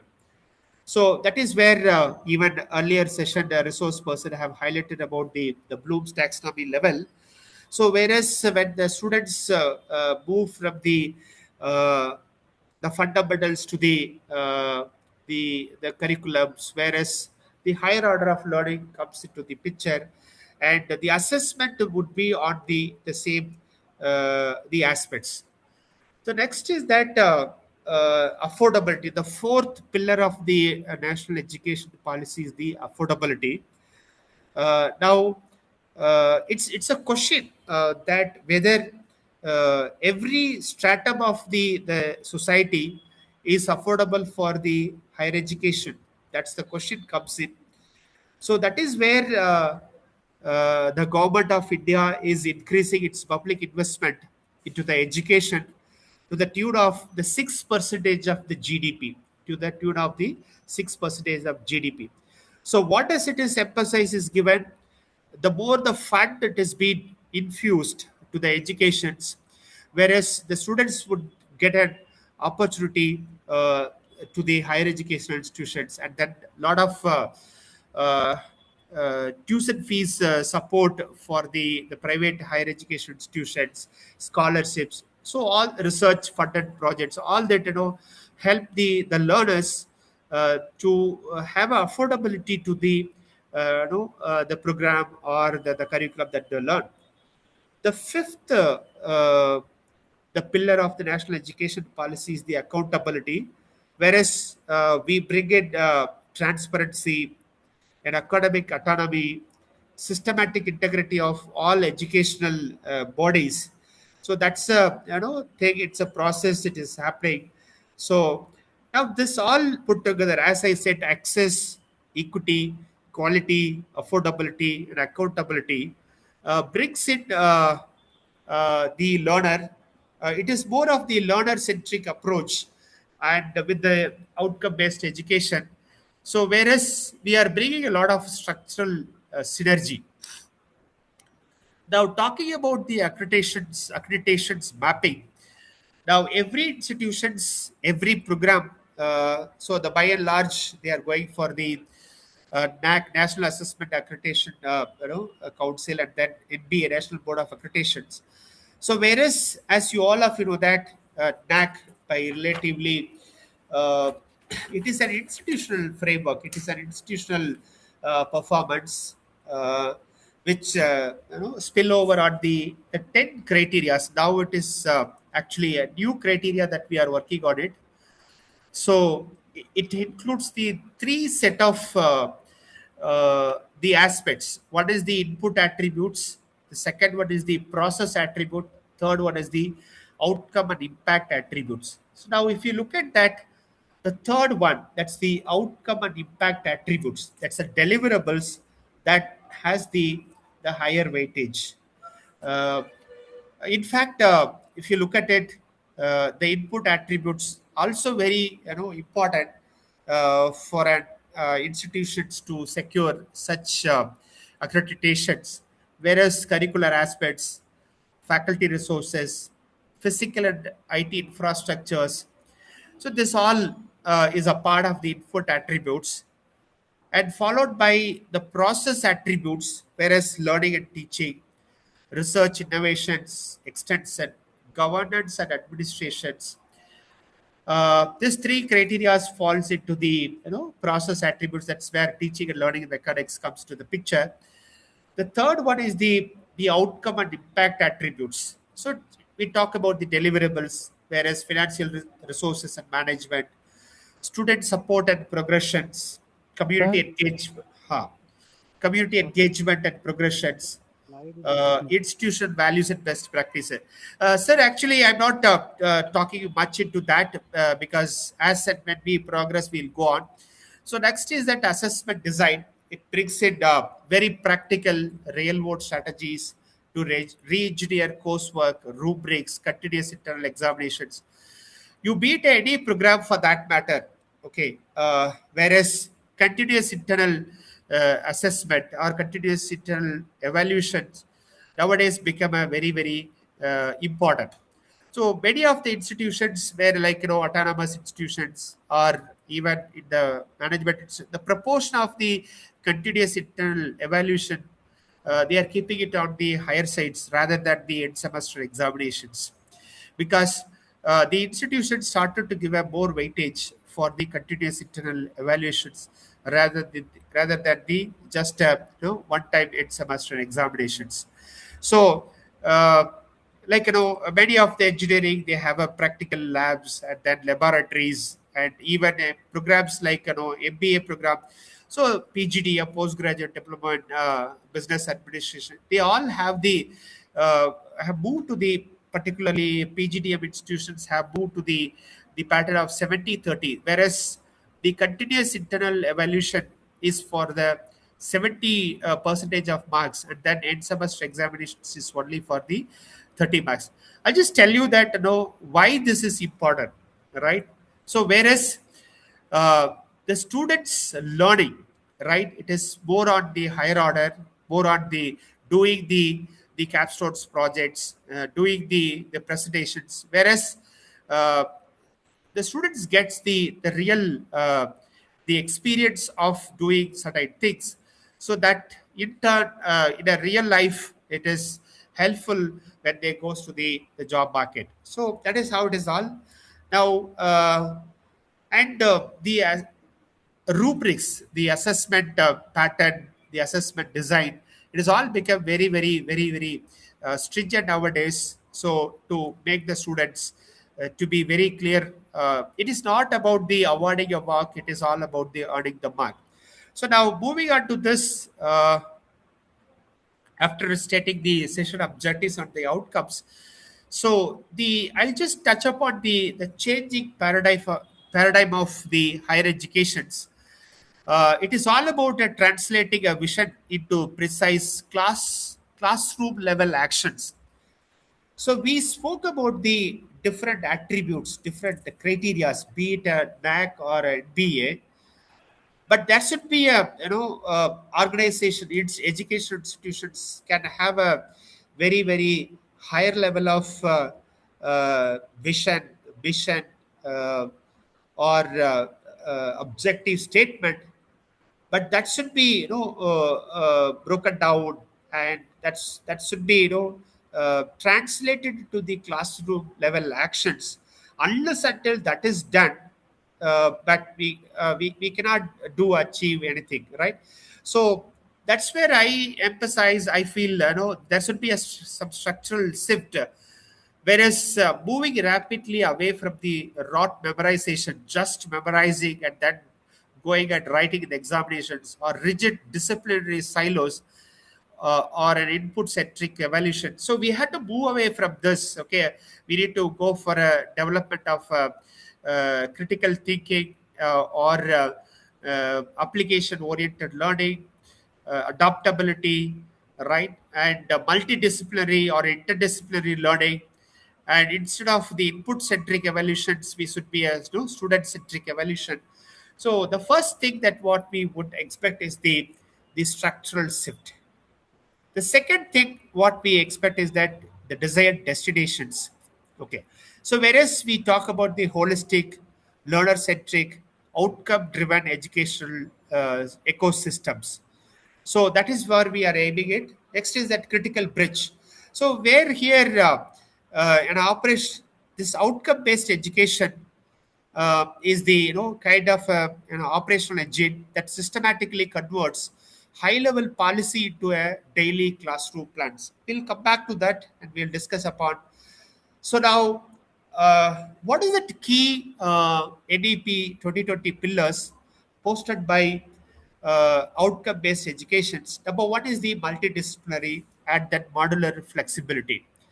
So I think I have told you that multidisciplinary, whereas the students are allowed to have the learning from the multidisciplines, interdisciplines, and also it is a multiple entry and then exit. So this is a one thing, like, whereas they earn the learn as the modular, and that is attributed with the credits, and that will be accumulated in terms of the academic bank of credits, to capture the multi-level achievements. So that's the one thing that we talk about it. The other one is the focus on the higher order learning. So that's what I was insisting from the beginning of my presentations. So instead of even if we take the Bloom's taxonomy level, we have a low order of learning, and then moderate level of order of learning, and then higher order of learning, right? So whereas remember and understand, it is the low order of learning, and is the application analyze, it is the higher order of learning. When it comes to the say moderate level of learning, when it comes to the evaluation and then creation, it is all about the higher order thinking or higher order of learning. So whereas every classroom session, every assessment that we take, it is focused towards the improving upon the students' analytical ability, creative synthesis, instead of just memorizing certain things. So that is where we move from the traditional knowledge goals to the very explicit skills and then holistic development. So that focus upon the higher order thinking.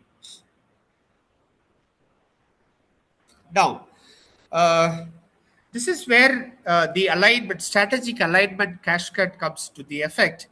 It is like a golden thread uh, of an educational quality from an institutional visit to active daily syllabus or a daily classroom activities.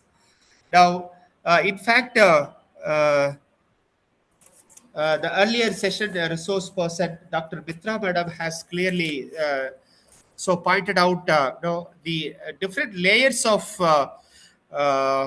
things in the outcome-based education. So whereas I don't take much of the times, I just put it into the for your simple understanding. So every educational institution has its own vision, mission, and identity, values, value systems, right? But all those things has to be translated into a program educational objectives, right? So that is where it is an achievement down the line by the students, maybe 3 years to the 5 years after the program. That is where we also comes out with the graduate attributes. Next is that program outcomes and then program specific outcomes. So, And then, yes, madam. hello, sir. Yeah, sorry to interrupt you. Uh, I just want to ask, sir, is this, are you still in the slide two, or you have moved on? I no, ma'am, mean, I moved on, ma'am. I'm into the actually, I think it's still showing the slide two. okay, fine, ma'am. I'll just Section objectives and outcomes, right? It's in the slide yeah, two, right? yeah, yes, ma'am. So Okay. now I'm into the okay. Is that changed, ma'am? Slide? No, not yet. Not yet, not yet. Okay, fine. I'll just change. Well, you can stop share and then share the entire screen. Okay, fine, sir.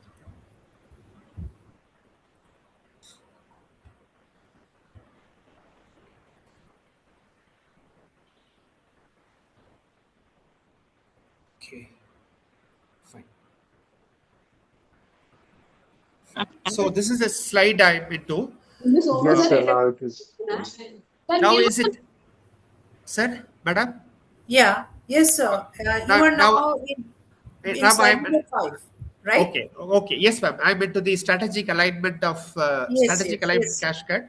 Okay, I was Okay. talking about the vision, mission, program educational objectives, POs, program outcomes, program specific outcomes, and the course outcomes. This is the it is all about the it is a golden thread of educational quality from institutional visit to your active daily classroom sessions, right? So it is all an ability of an educational institutions from their vision missions to the specific program educational objectives. Institutions will have a multiple the programs, and each program educational objectives is focused upon the accomplishment by the alumni or the students who graduate from that. So that is where graduate attributes that we talk about that, and that is the program outcomes and then program specific outcomes and then course outcomes. Now here I would like to tell about the I like to just highlight about the graduate attributes. I think uh, where we have to spend little time on this graduate attributes, because this is what at the end of the our program down the line we expect the students to have it. Okay, for example,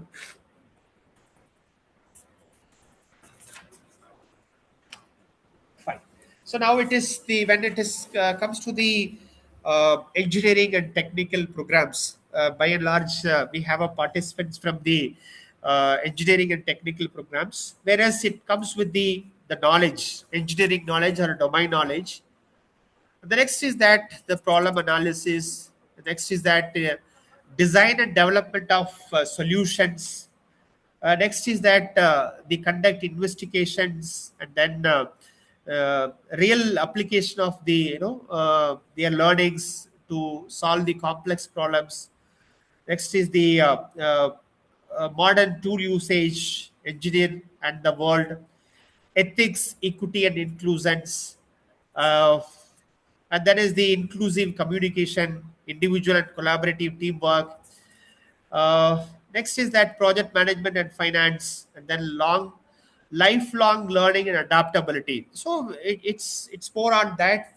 But when it comes to the management graduates, we also have a participants from the management graduates. So graduate attributes, uh, I would say it is that business knowledge and environment, critical thinking, problem solving, communication and literacy, leadership and teamwork, social compliance and ethics, global awareness, and then digital influence. Now, why I'm insisting is upon that. So it is, yeah, yeah, sir.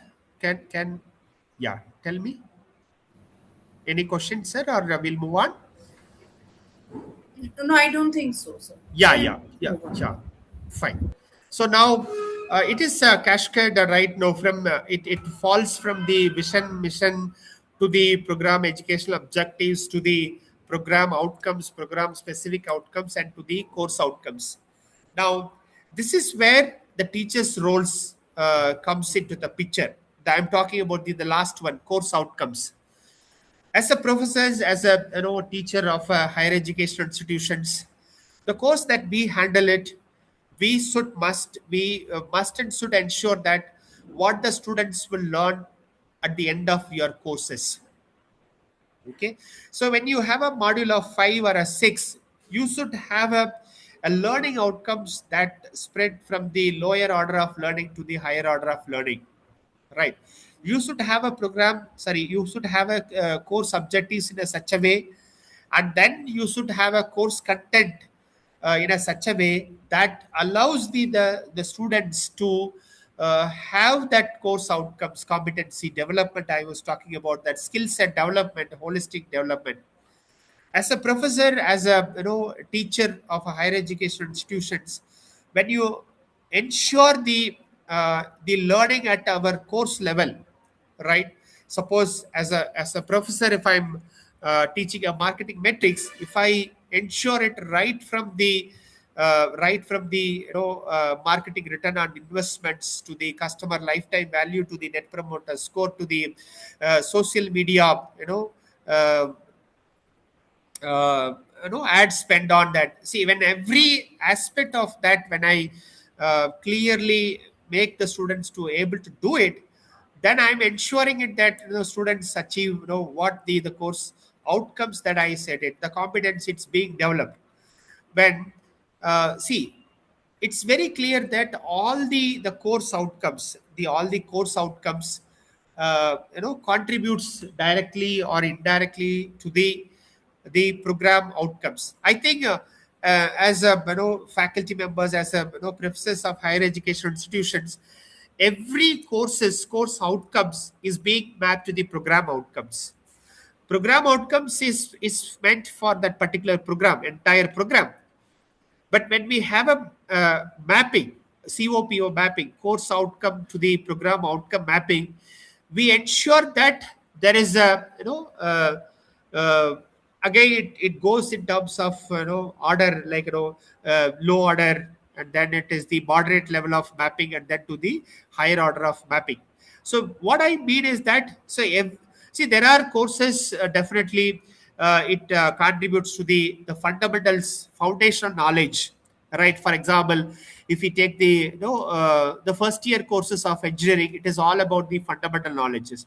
Similarly, if we take the Master of Business Administrations program, or any program for that matter from the commerce or art streams, right? It is for, it is meant for the foundations. But again, that the foundations also provides the, some level of contributions to the program outcomes. See, what does it mean by, so when a student is able to understand and then able to, apply certain the fundamental learning or a foundational learning, that serve as the, basis for the, when it comes to the core courses or an elective streams or specializations. So that is where, it is the teacher's role, it is the faculty members role to ensure that your course outcome is set in a such a way that that contributes to the program outcome of an organized program outcome of your program. Okay, now that is where COPO mapping comes to the picture. Now, when it comes to the COPO mapping, again, we should not just look at as the course outcome, whereas we have to bring in uh, the knowledge, skill set, competencies, employability, right? So every aspects, if you deliver a course, the course should provide a knowledge to the students. At the end of the course delivery, it should provide a knowledge, it should provide the skill development, it should provide the competency development, it should allow them to have a some skill set which allows them to have a employability skills. Okay, so what I mean to say is that, so your course should be periodically revised and then revamped, right? See, autonomous institutions, self-financing institutions, right, except the affiliated institutions have a freedom to revise the curriculum every 6 months. Fine. Uh, Fine. So I think now it is, the slide is moving. So now, just before that, I just wanted to emphasize on certain things, right? So as a course faculty member, as a course teacher, so we should emphasize upon certain knowledge, skill sets, competencies, employability things. Now, see, these accreditations frameworks like a NAC also requires certain, topics related to the Indian knowledge systems. We have to bring in. We have a certain topics related to Hello, the. sir. Yes, madam. Sorry for interrupting you once again, Yes, sir. ma'am. Yes, ma'am. Yes, Uh, ma'am. okay. Now the slides are showing. Actually, it was not showing. That is what I. Is Sorry, it? sorry for. Yeah, now it's showing. Okay, okay, okay, okay. So now, there are certain things we have to bring it as a course faculty members. That's what I was just highlighting it. So when as a faculty members, when you are revising, if you are from an autonomous institutions or from an university, see, it is your time to bring in the revisions and then revamping of curriculum to meet the industry requirements.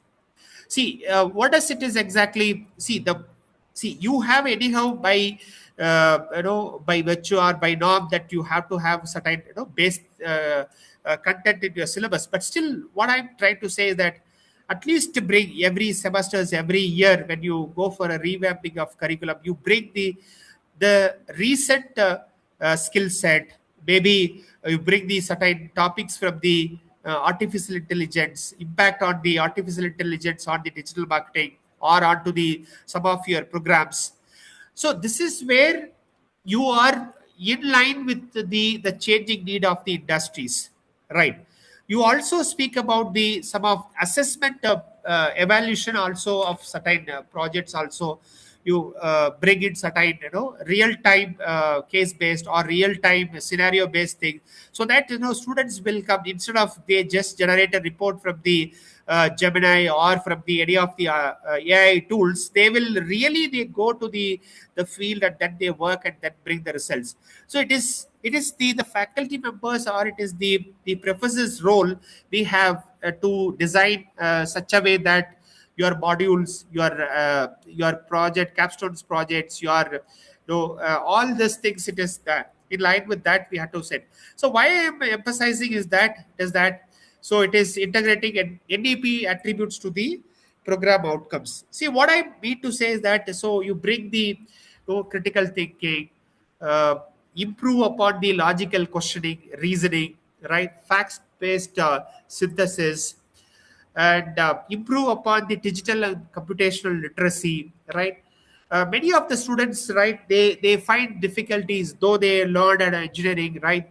So their fluency in terms of working with the digital platforms is very very poor.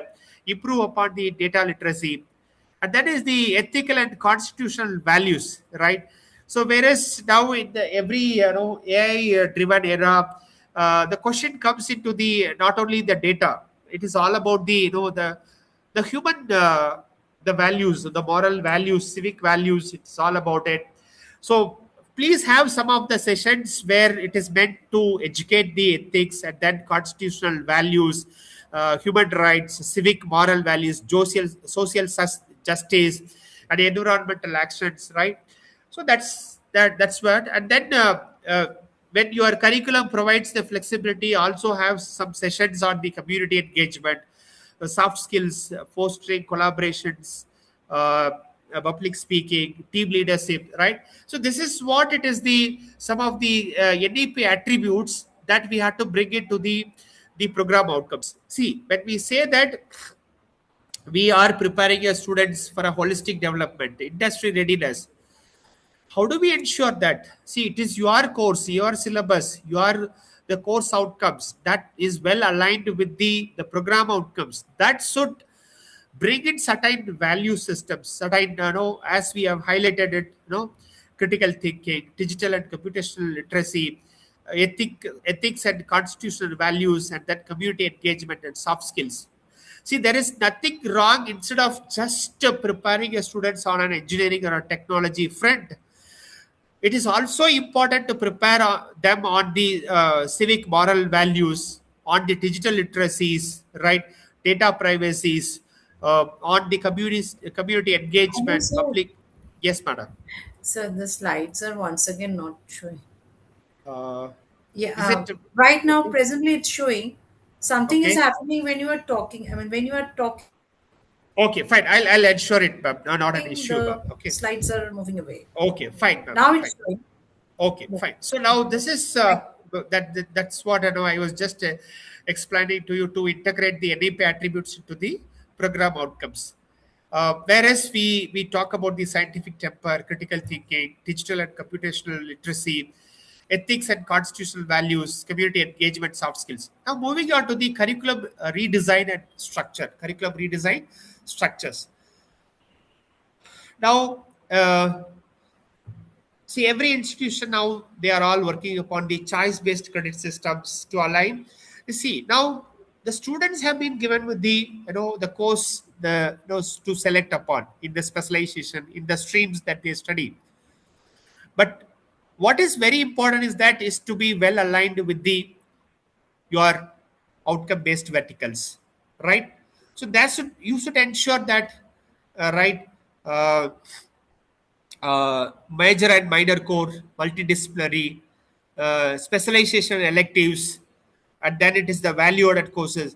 Now, I feel every educational institutions has its own certain major and minor courses, multidisciplinary. We also have a open elective courses, language courses, right?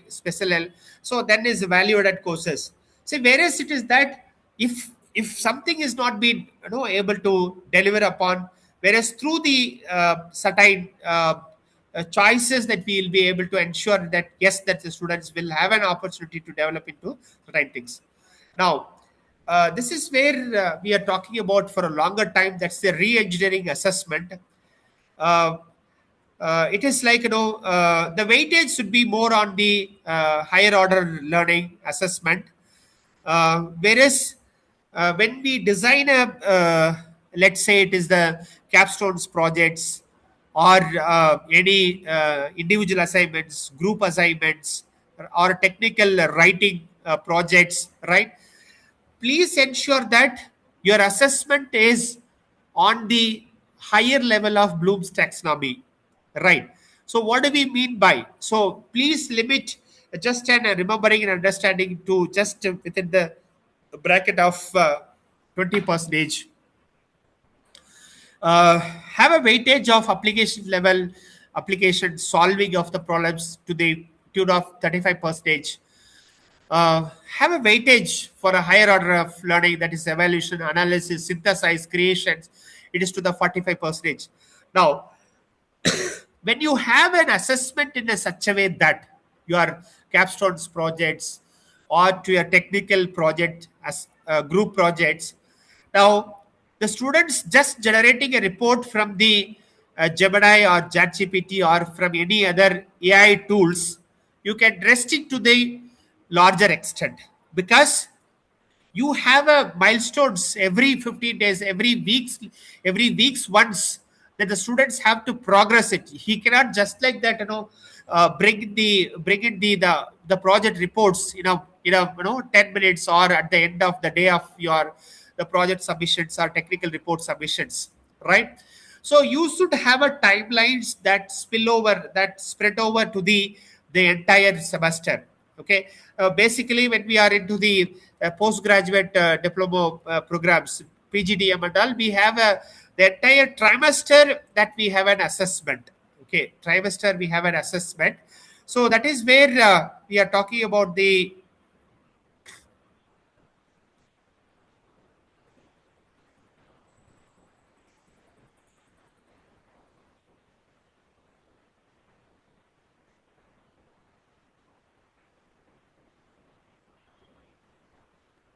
okay. So that is where we ensure the an assess where we ensure the students learning in terms of the assessment. Now, hope the slide is moving. I'm moving on to the ninth slide. OB as the core of accreditation audit. Okay. Now, when it comes to the NAC framework, it is all about the criterion 2, teaching, learning, evaluation. My faculty members, professors from the colleges and then affiliated institutions, autonomous institutions agree with me. This is the teaching, learning, evaluation is the criteria where we have the highest mark. Whereas NBA framework is completely focused upon the outcome-based educations. Entire assessment is on the outcome-based educations. If I'm right? Yes. So it operates completely on the philosophy of the outcome-based educations. Now, what is very, very important? It is very, very important is the outcome. What is the deliverables at the end of the day, right?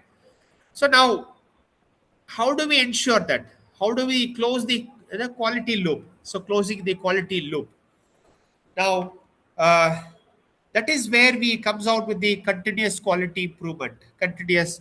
Many of the educational institutions has the IQAC, institutional quality assessment cell, right? The framework, metrics, dashboard. So they ensure that every aspects of the assessment, every aspects of the criterions. So focus upon the quality, right? What has been said in terms of the your course outcome, in terms of your program specific outcomes, program outcomes, program educational objectives, and to the goal statement or a objective statement, and to the mission and then vision.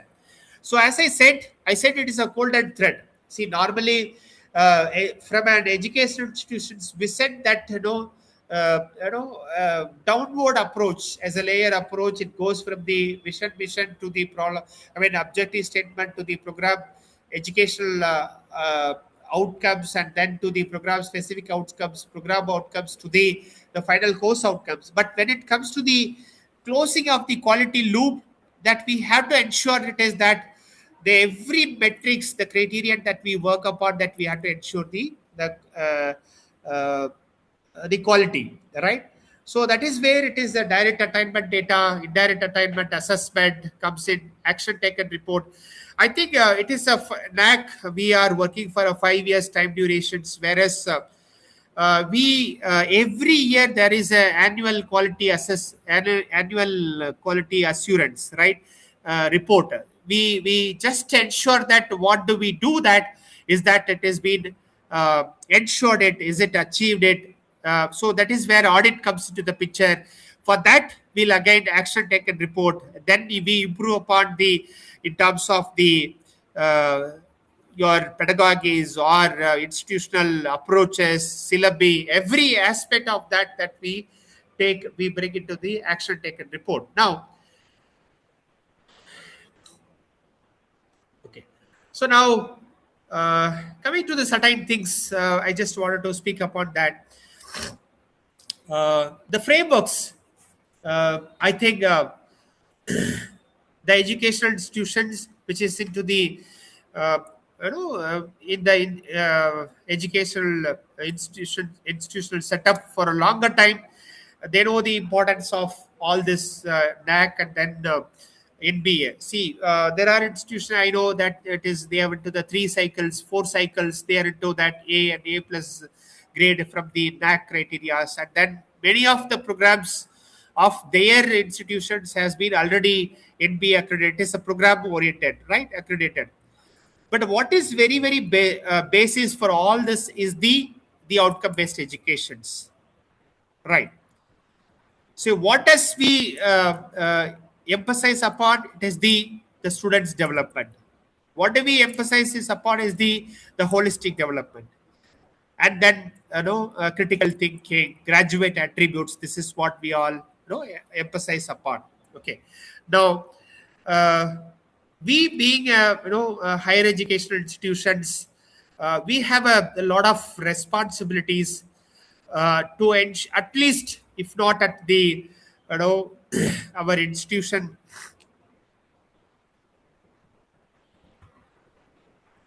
Fine. So at least at our not at an education or a program level, we have a responsibility at our course level, right? We individual as a faculty, when we ensure it course level attainment, course attainment, right? And that with the higher threshold that we set it, when every professors, every faculty members ensures upon the course attainment, as we had discussed earlier, that contributes to the program outcomes. The program outcomes contributes to the objective statement of an institutions. The objective statement contributes to the mission statement of an institutions. It contributes to the mission statement, and on overall on the aspect of the graduate attributes, whereas the student progressions, student development, holistic development, that all comes to the picture, right? So that's where I just come to the concluding part of my presentations, whereas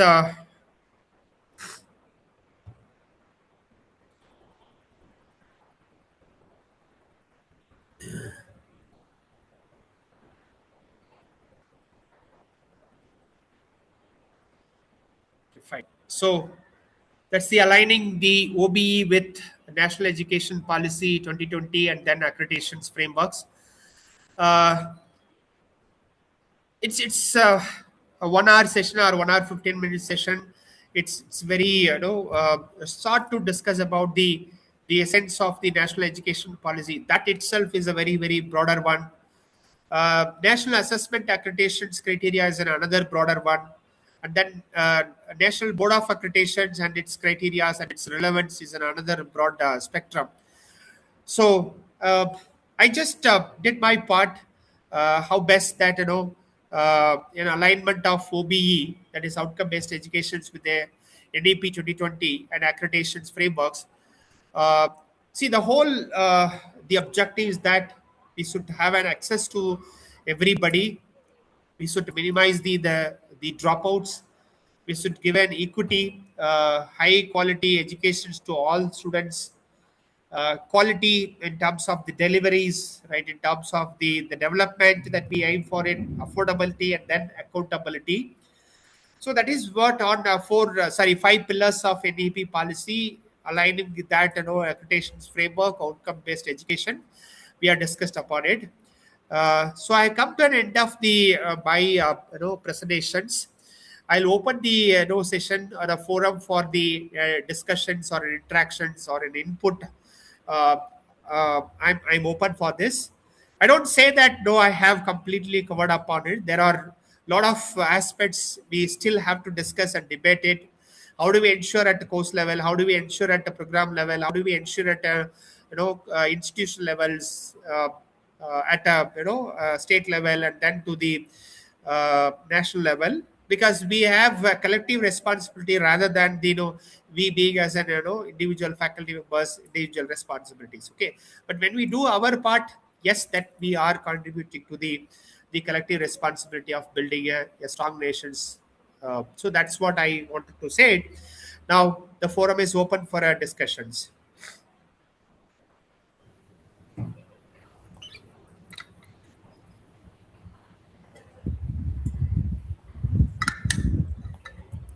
Yes, sir. Thank you. Yes, ma'am. Though it has been a 1 hour session, but you have given a lot of information. Thank you, madam. I just touched upon it, but we have a lot of scope for discussions into minute details, ma'am. Oh, if this is a touch up, sir, then, Yes, yes, then I mean, the entire session or whatever you have in your stock to deliver, that would make itself a sole FDP, 5 day. okay. Fine, it's true, ma'am. Actually, yes. Okay. Anyway, sure. We look forward towards towards you always, and of course, I now welcome the audience to ask questions because Sarah has given a lot of information, so you must be having a lot of questions. And even if you cannot ask, I think Sir can ask later on. You can post your questions or in email to Sir. I think Sir Yes, will ma'am. answer. That can be done, ma'am. That also can be done. Okay, how do you find with the session that at least one or two people can share the the experiences? What do you look for in so that we can bring into the the following sessions the resource persons who are going to discuss, they may bring in certain insights. Okay, so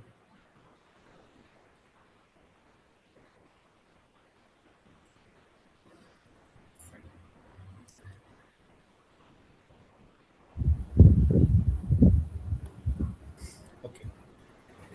I think all of them are having their questions in stock and will ask you later on. No one is asking right now.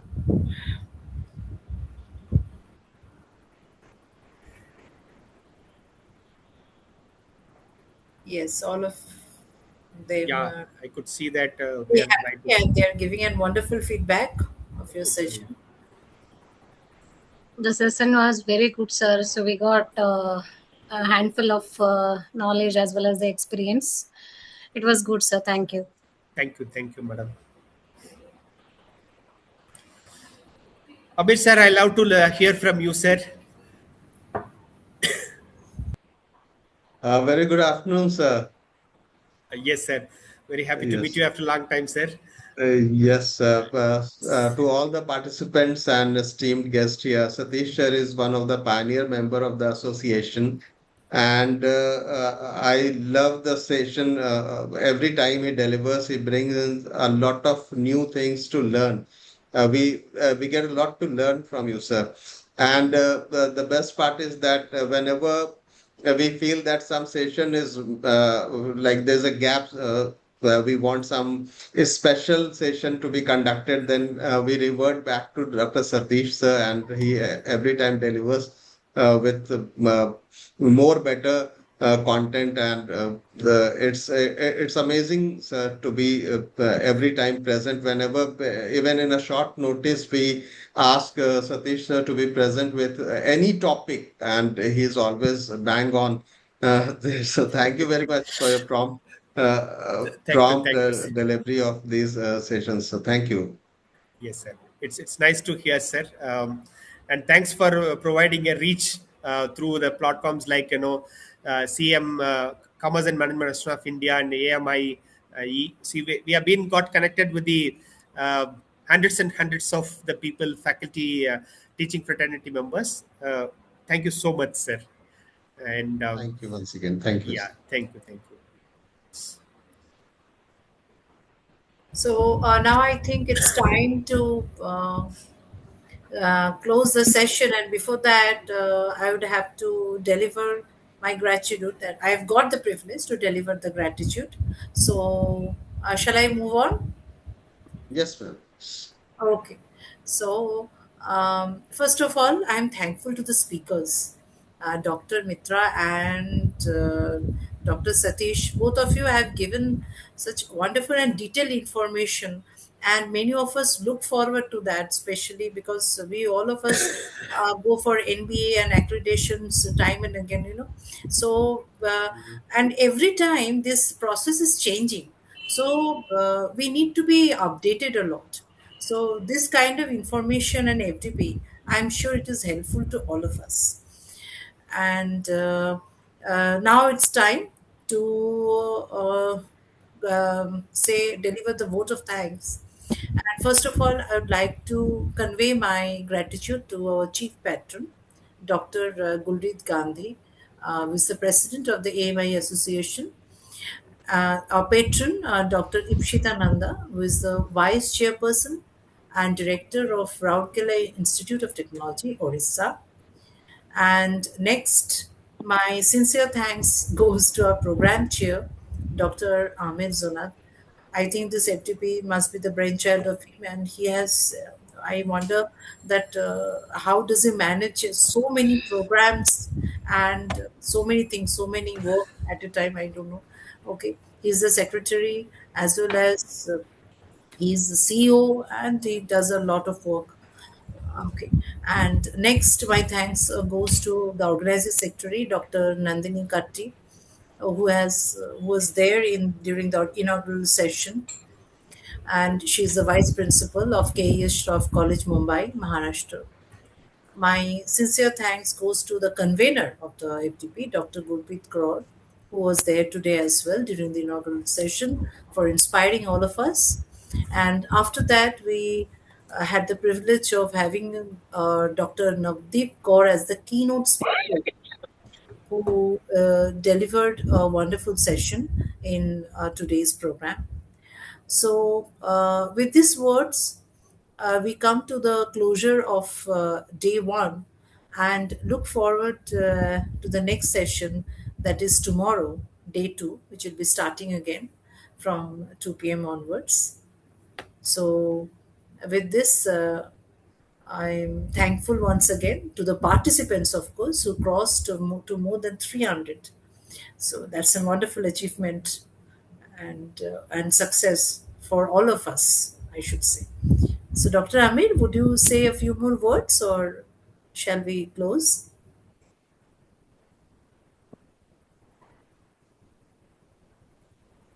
I request all participants to be more interactive from tomorrow onwards, and the more we interact, the more we learn from each other. And be present tomorrow also. Each day we are having two sessions, two very important sessions, and two very great academicians taking the sessions. So it will be a great learning experience. But the more we interact, the more we'll learn. Thank you very much. Yes, sure, sir. Okay. So, Thank so you, we should ma'am. say Thank good you, sir. night. Good night, because it's the end of today's session. Okay. So, see you tomorrow. Okay. And see you more towards interactive session tomorrow. Okay. Goodbye to all of you. Yeah. Thank you very much. Thank you, sir. Thank you, Amit, sir. Thank you, sir. Thank you, ma'am. Thank you.